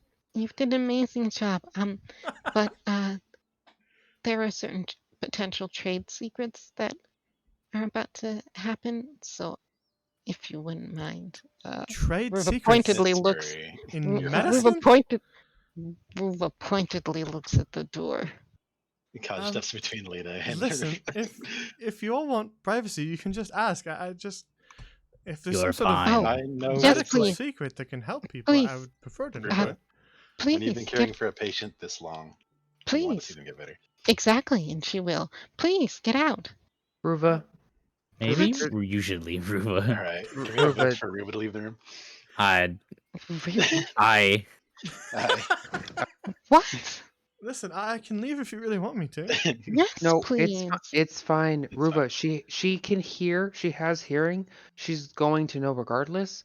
So we should just leave it be. Fine. ask a door, please. um. All right. And suddenly, the entire party realizes all at once why I placed a piano in. Yep. Cinder's room. Yep. shit. Okay. And that is how long I have been calculating the campaign. Tell me the DM knew this was gonna happen. And so, Casadora sings her song once more. And as she begins to sing, you see that same golden light. Indeed, Chibi, you're right. If you do place a piano in a room, it does have to go off by the third act. And so as she begins to sing, you see that same sort of golden light emanate from her chest. And she continues to sing, though the acoustics are not as quite as good as they were in the cathedral. Her voice still fills the room. And as the golden light begins to shine bright again, you see Sindra begin to regain color. The pallor that was across her face begins to fade, and she begins to look healthier. The distended veins along her neck lessen, the silver color disappearing. And as her condition begins to improve, you actually see her sort of begin to stir in bed. And as she actually opens her eyes to become conscious as she witnesses sort of the tail end of Casadora's song.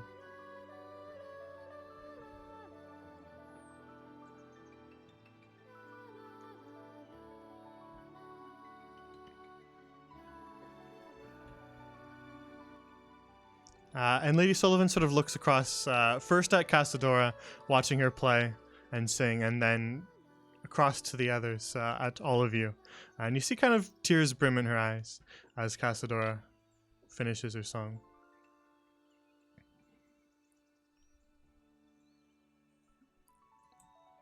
And as Casadora's voice trails off, Lady Sullivan looks across at the entire room and just says, "You all, you're back. That song was beautiful. Does that mean?" Yep. But the lyre. It can work with any instrument. All stories have their truths and half truths. So it was never It was never the instrument, it was the bard. No, it's the song. The song. Yes. I see. I feel far better. I feel well again. And she's kind of sat herself up a little bit in bed, kind of bracing herself on one of the pillows. Then you all found the researchers, and but how?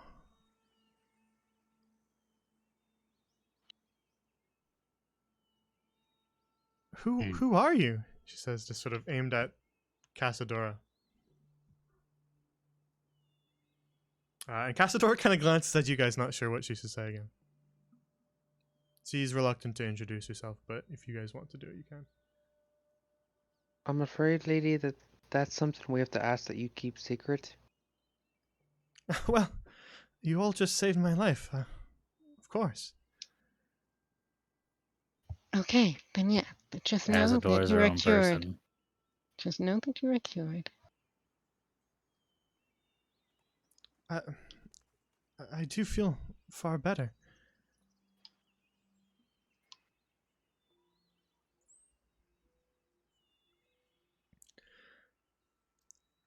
Now then, you've traveled all this way. You must tell me about your journey.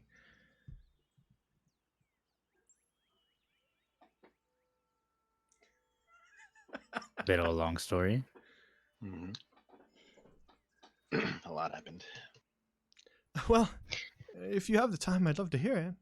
I have a couple of questions. Oh my god. Oh, all right. I suppose I can answer what I can. I've been bedridden for quite some time, though. I don't know if I have Oh, yes. all that much to Um, update you on. Yes, this would have been about around when you were first getting sick. Did you get any gifts from anyone? Well, that was some time ago. Um, well, folk are always sending trinkets and food and things, attempting to, well, earn the favor of an old businesswoman. So sometimes I do receive things, yes. Oh, I see. Um, I suppose it would have been too long ago to remember if any of them had been silver in nature. I don't believe any were. Okay. And had you had any correspondence with any of your children? I know you had said that you had had fallings out, but Well, if once I began to get ill, I tried to send them letters to, well, make peace if I was to die. But none of them responded. And then so there you was the had whole issue with, well, the will and all that, and I got tied up with that. so you hadn't talked to any of them before you got sick? No, they don't exactly come and visit often. Okay. Yeah, those are all the questions though. Um, I hope that you get your rest.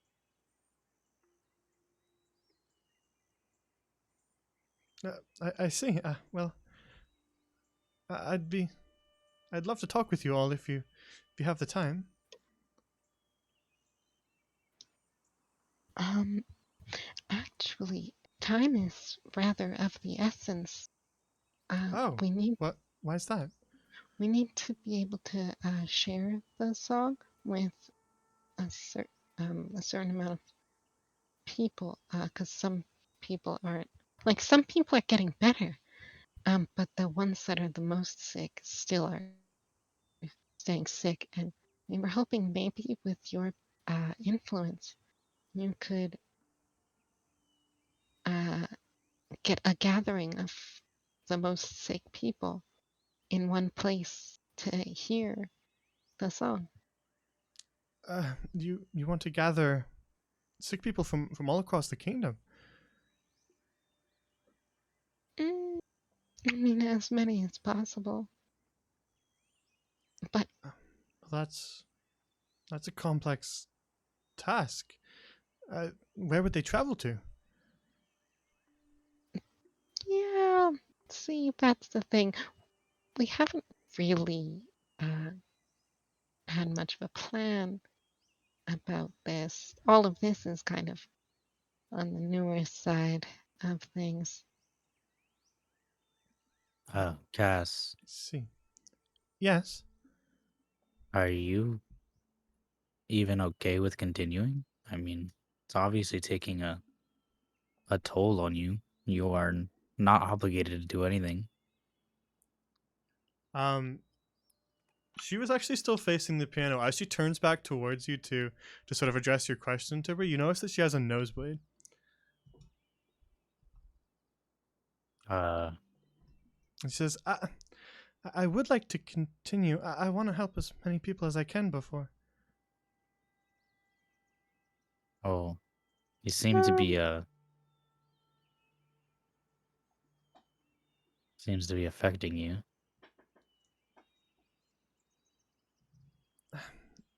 Yes, but if I can help people, then I have to do it. well, you don't have to. We only brought you here because it was our ultimate goal. It was a bit selfish, but But you all did save me. I owed it to you. that's why I'm Oh, saying yeah. No, you well, have nothing technically, else. you've done more than enough. You I don't just, need to do anything else. But if there If are we people out there suffering from Silvervein, then I can't sit idly by.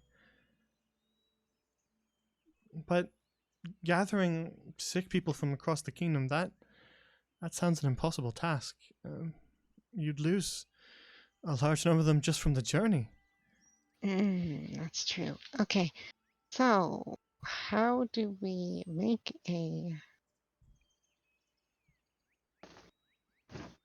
how do we spread a song that far? Well, I can travel. not for very long. Yeah, I was gonna say, yeah, wouldn't it make more sense? I suppose if we told a lot of the sick people to go to the nearest city, then you could travel to the city, and then that'd be easier. It takes several days. I think what you've done is fantastic. Not to mention that the ones who were slightly ill or getting Getting worse better. are improving. The ones that are too far gone are probably too far spread out for you to help. The bottom line is we've stopped this from continuing, and there's not going to be further damage.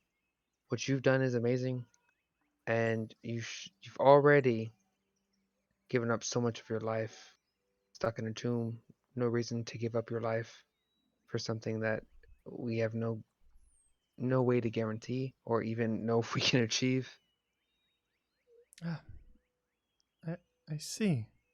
Also, I it's not a good I don't feel right asking you to give up potentially your life just to help others. I mean, well, That's what you were It is doing Cassadora's anyways. choice, though.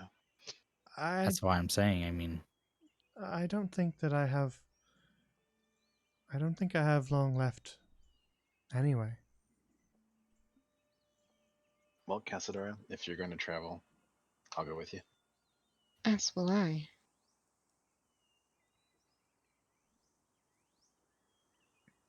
From across the room on the bed, uh, Lady Sullivan just sort of speaks up. Well, if you are heading back out again, is there anything I can do to aid the journey? Horses? fund it. Um, well, uh, there might be horses you could buy in town. I'll give you the gold for it. Perfect.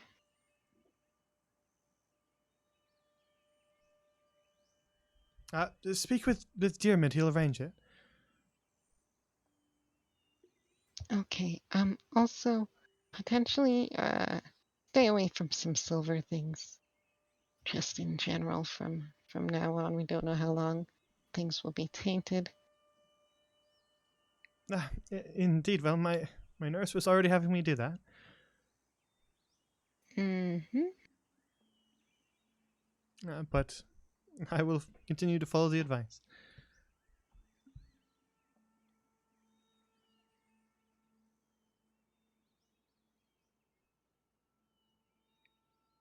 Well,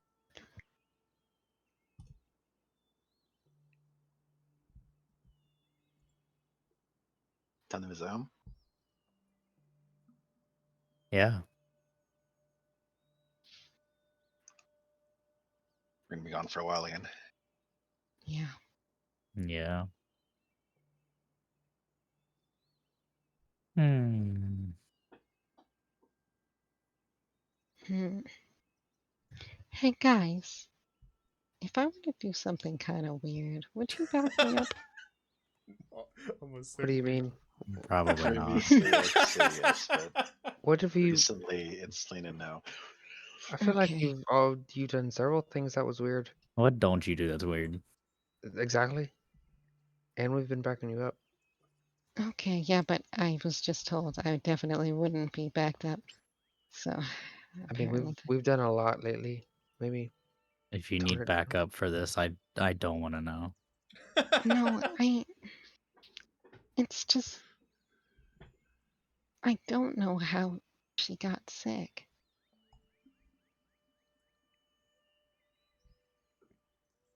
I don't know. Probably our kids. No, it couldn't have been. That's what I was asking. It's not the children. I kind of, It's it would have probably been, the organization. it would have been easy if it was the, speaking of the organization, I wonder if she knows anything about them. We go, please. Well, it's just that there are a lot of questions that I have. And There's not a lot of time. okay, okay. Ruva's just gonna walk up to Dermot and be like, "Thank you for taking care of the lady." Well, it is my job. It is, isn't it? Indeed. So weird. Come on, you're being weird. Let's What are go. you, I'm Ruva? Grab the I'm collar. trying to You're leave. Let's so go. You weird. Yeah, guys let's are go. in the way. Hold on, Yeah. hold on. No, Miss I grabbed you Nolly. by the collar. Keep No, going. no, no, no, no. I want. Okay, I I just grabbed you by wanted to the make collar. sure. I just wanted to make sure that You Cass was going better first. get on, get. I just wanted to make sure she was okay. But it's like a bull.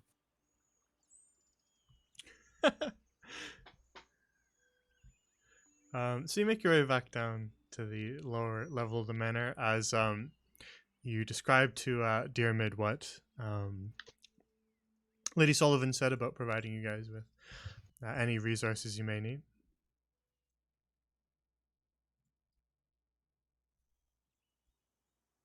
There he is.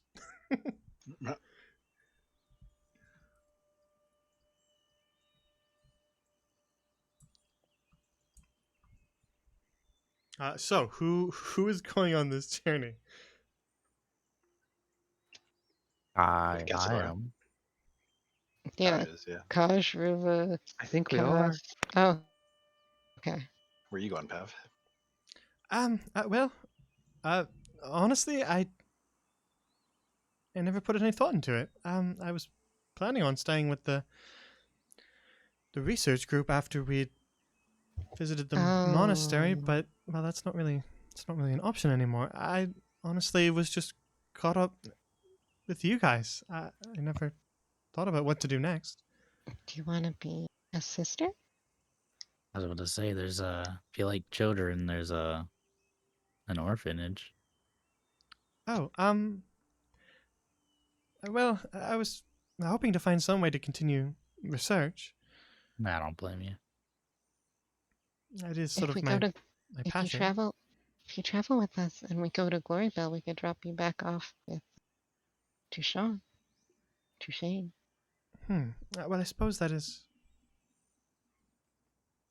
an option, yes. But I'll travel with you until we get there. Honestly, I think it might be best traveled with us until we figured out what the organization is, because they do know more.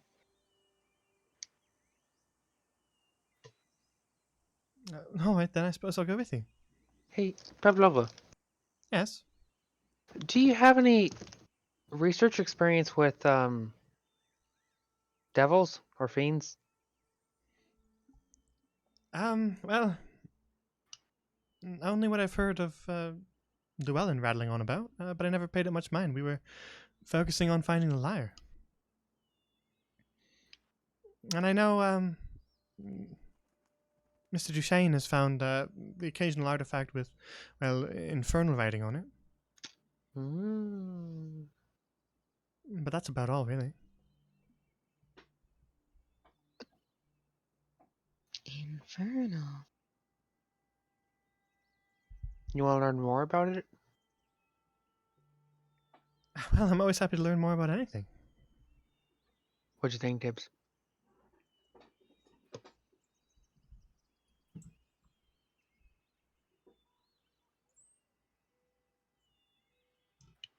Tips? He's in. I'm Sounds sorry, like what? me. Uh, Wait, what was the question? I was asking if you were in. I was talking to Pavlova, and Pavlova said that basically she's got details about potential in on how to find a fiend or devil, or at least like clues to more about their culture. I don't Okay. know. you need to stop shoving pie in your face while you're talking. Actually, it was a croissant this time. Oh, After this is all wrapped up, maybe.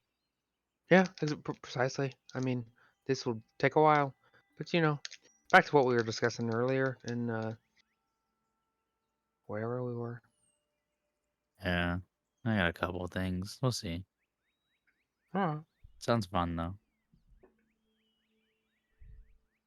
So, Diarmid kind of actually walks with you guys back out into Stony Brook.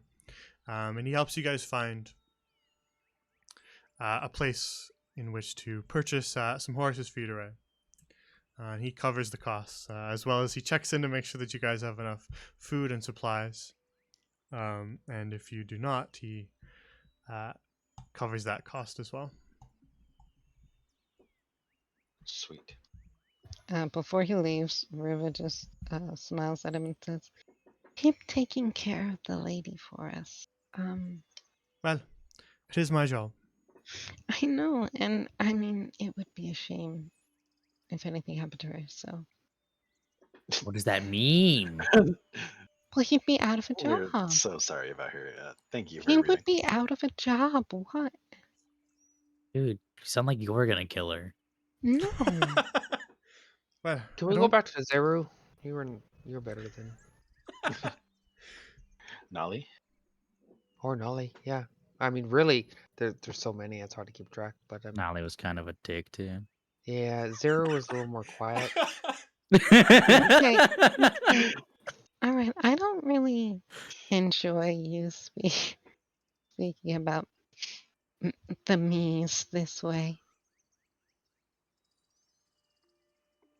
Yeah, we're going home. Let's have to stay, Reba.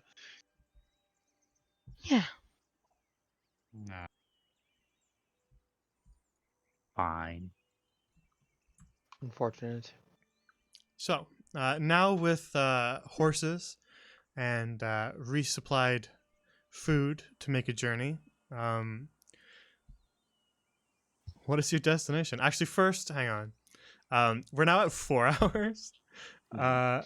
I'm fine to keep going, but I would understand if someone didn't want to. It won't be that much longer, I don't think. We'll find a place to resolve at some point. But I don't want to cut things off early. And leave anything unresolved. So, if you guys are fine to keep going, we can. But if somebody would rather take off now, we can come back for a shorter stream next week and do an epilogue. Okay. Yeah. I do kind of have to go. I'm so sorry. No, it's all right. I know we've been going long already, so I don't want to force you guys to go any longer. But I wanted to give you guys the option. So I'm sorry, guys. okay. So then you guys will set off with Casadora across Middlemere in an attempt to find anyone else still suffering from Silvervein, and then make sure that she can cure them. So what's the general path before we end, just so I can have an idea? West to Eudora, to Tradewater, Evermore, Glorybell, Silken Shore, north. Is that the path, or is it the inverse? Probably getting to Eudora would be faster for a straight. So yeah. Yep. Eudora, Tradewater, Lenfair, Evermore, Lenfair Glorybell. Burrow is just some old ruins. That's not. You can Oh. cut straight to Evermore. Okay. Sorry, what? God damn it. Well, if you really want to add a significant amount of time to your journey, I suppose you can go look at some old ruins first. They're not like we're Look gonna here, time Conscience. it or Just anything. because it's not map prepared doesn't mean I know that tone. Right. So something like that. Yep. Yeah, we Sure. should probably figure out if anyone else is sick in Stony Brook before we Yeah. leave. I think we did want to stop by the 'Cause- orphanage real quick before we go. Yeah, because like after she goes to Silken Shore, she could just go back to Belisandre and like kind of just hang there. Be a nice, quiet place to full circle your life. All right. Then we will do an epilogue. It won't be a full 3 hours. We had a lot to wrap up, so it will not be nearly as long next time. But we'll wrap up here for the day. And we'll return with the epilogue, and then yeah, sure, Dungeon Dragon Farm, you can do it. We can do a question and answers after we wrap up next time. If anyone in the chat wants to ask the players any questions about things, they can do so then. We'll do it next time since we're already at 4 hours now. It's a long stream already, so let's not go any further. And yes, Chibi, we are almost over. So if you do need to run, you can run right now, because I'm just going to do the little ending spiel. Okay. So if you're in a rush, please feel free to dip out now. All right. Thank you. Thank you for DMing. Thank you for playing. We will return for the epilogue next time. All right.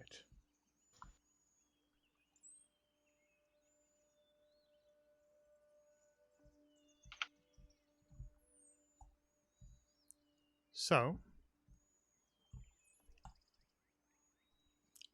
that did end up being a lot longer than I expected, but I didn't want to cut anything short. I just wanted to allow things to play out and let you guys have enough time to resolve anything you needed to resolve. So we'll do the last wrap up next time. Is there anything that interferes with next week? I guess I should ask. Nope. No, that should be fine. Very well. Then we'll start again at 7. It will likely be a bit of a shorter stream. I don't imagine that we'll go. We definitely won't go for 4 hours, but if we go for 3 hours, I'd probably be surprised too. 6 hour stream. Yeah, it'll be 6 hours. We're gonna talk. We're gonna deal. We're gonna do every single step of the journey in real time. It's gonna be Everyone's 4 thought on month long every part of the stream. journey. Look, Jay, we gotta catch the campaign up to where everyone else is. That's what, like 5 years. So we got 5 years to talk Yeah, we about. have time. No, you guys are 5 years behind for a reason, and it's so that I can make your campaign take a long time without crossing that 5-year gap. So you guys are gonna end this having only done a small fraction of that 5-year gap. Oh boy. Because there's my more. God. Because Silversong ends next time, but the story of these 4 does not. Pago. Casadora's farewell tour. Woo. Indeed, yeah. Casadora's Where she farewell tour. dies at the end. Plot twist or spoiler, Most sorry, she metal- dies at the end. The most One metal last farewell tour concert. you could have. All right. So then we will say next week Next Monday, 7 p.m. Eastern, will be the epilogue of Silversong. I'm looking forward to it. As for the rest of the week, that's amazing. Okay, hang on. Before I do the actual wrap up, let's look at some chibi art. This is Pavlova and Ruva making their way away from the carrion crawler.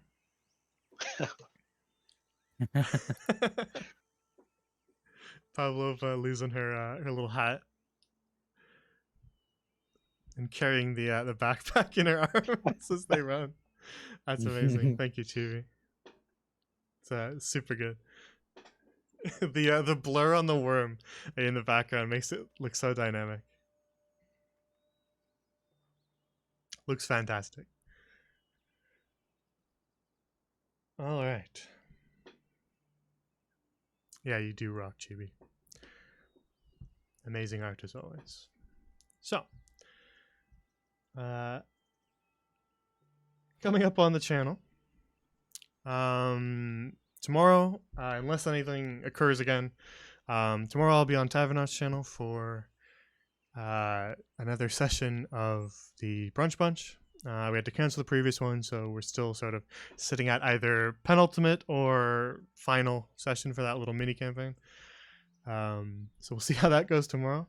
We'll see if I take a point of damage, because I haven't yet. But it certainly is possible. You never know. Wizards. Divination wizards, especially. Yeah. The entire build is just centered around. No, actually, you don't do that. Sorry. So yeah, that'll be interesting. We might fight a boss tomorrow. We'll see how things go. See if there's more puzzles. That might take us hours. I mean, we did almost solve a puzzle last time by just pissing in a bowl. So that was almost the Oh. solution. Luckily, we didn't do that. It just required any sort of liquid that it would turn into holy water, so it would have technically worked. That was what we were going to attempt, but we found a different way. The holy pea. Unholy water. So we'll see if we run into any more puzzles. That might delay us, but otherwise, Anders Vanderholt, I'm coming for you. I've got my opener ready, and we're gonna see if we can fuck with what the DM set up. No evil monologue for you, Anders. So yeah, that'll happen around 4-ish p.m. Eastern tomorrow. So tune in if you're able, but if not, the VODs will be there. We'll see if Lucy Merriweather survives. I do know invisibility, so there's always a chance that we just bail on everybody. If things look bad, we just leave. Understandable. That's the only reason that a wizard knows invisibility. It's not for stealth purposes. Don't let them tell you that it is. It's not. No. That's greater invisibility. That's where you can still cast and be invisible. Invisibility is purely for abandoning people. Yeah. GB. They don't know what you're talking about. They never saw any of that. As for the actual channel here, this channel, yeah, take care. Take care, DJ. Take care, Gail. You can head on out. I'm still just wrapping up. But as for this channel, as I said at the beginning of the stream, there isn't a Whispers session because we're trying to reschedule things for them because Wednesdays aren't perfect for them anymore. So we're going to try to see if we can get in either Mondays or Tuesdays to switch that up to. Silversong most consistent. Indeed. But life happens, so it is what it is. So we'll try to reschedule them and get them back in, but this Wednesday where there won't be anything. And then, yeah, we'll see if we finally get some Seas of Sand next Sunday, but that is to be determined. So yeah, slightly less streams. If I wake up Wednesday morning and I really feel like I want to stream later in the day and I'm not exhausted later in the day, then we'll see. We'll see if I do like a little casual thing, but I might just take the night off to work on maps because I do want to kind of get ahead of the game now that we have Silversong kind of wrapping up. I want to get ahead of the game so that we can get something else starting up so that we still have our usual 3. So yeah, that's what we have going on here in the near future. If you want to check for schedule updates, if I ever switch anything around, as well as see some of the art that I retweet, follow the Twitter. If you want to join our Discord, feel free. We got an art channel. We got meme channels. We've got all sorts of stuff there. It's not just for players, so join it if you want. If you want to catch up on anything you missed and you can't find it on the VODs on Twitch, check out the archive on YouTube, as I upload all the VODs there once we end the stream for the night. So that's a good way to get caught up or go back and see some older stuff. If you want to learn more about the world that all the campaigns I run on this channel take place in, then check out the World Anvil. The link is there. There was recently an expansion to it involving a whole new continent, so there's lots of new stuff there. So check that out if you want to get more immersed into the world and kind of learn some of the weird stuff that we reference on these streams. Some of the gods, some of the factions, some of the places. For reference, this campaign takes place in Middlemere. I particularly just returned to Stonybrook in the northeast, but you guys have seen that map. But you can look at it again there if you want to see it again. Other than that, that's all I have to say, so unless you two have anything to add, then we can call it a night, and we will return for the Silversong epilogue. No, I'm good. Farewell. Then take care, have a good night, and we will see you next time for the end. Bye. That Oh, was that's ominous. obvious. It's not the end of a stream unless I say something ominous.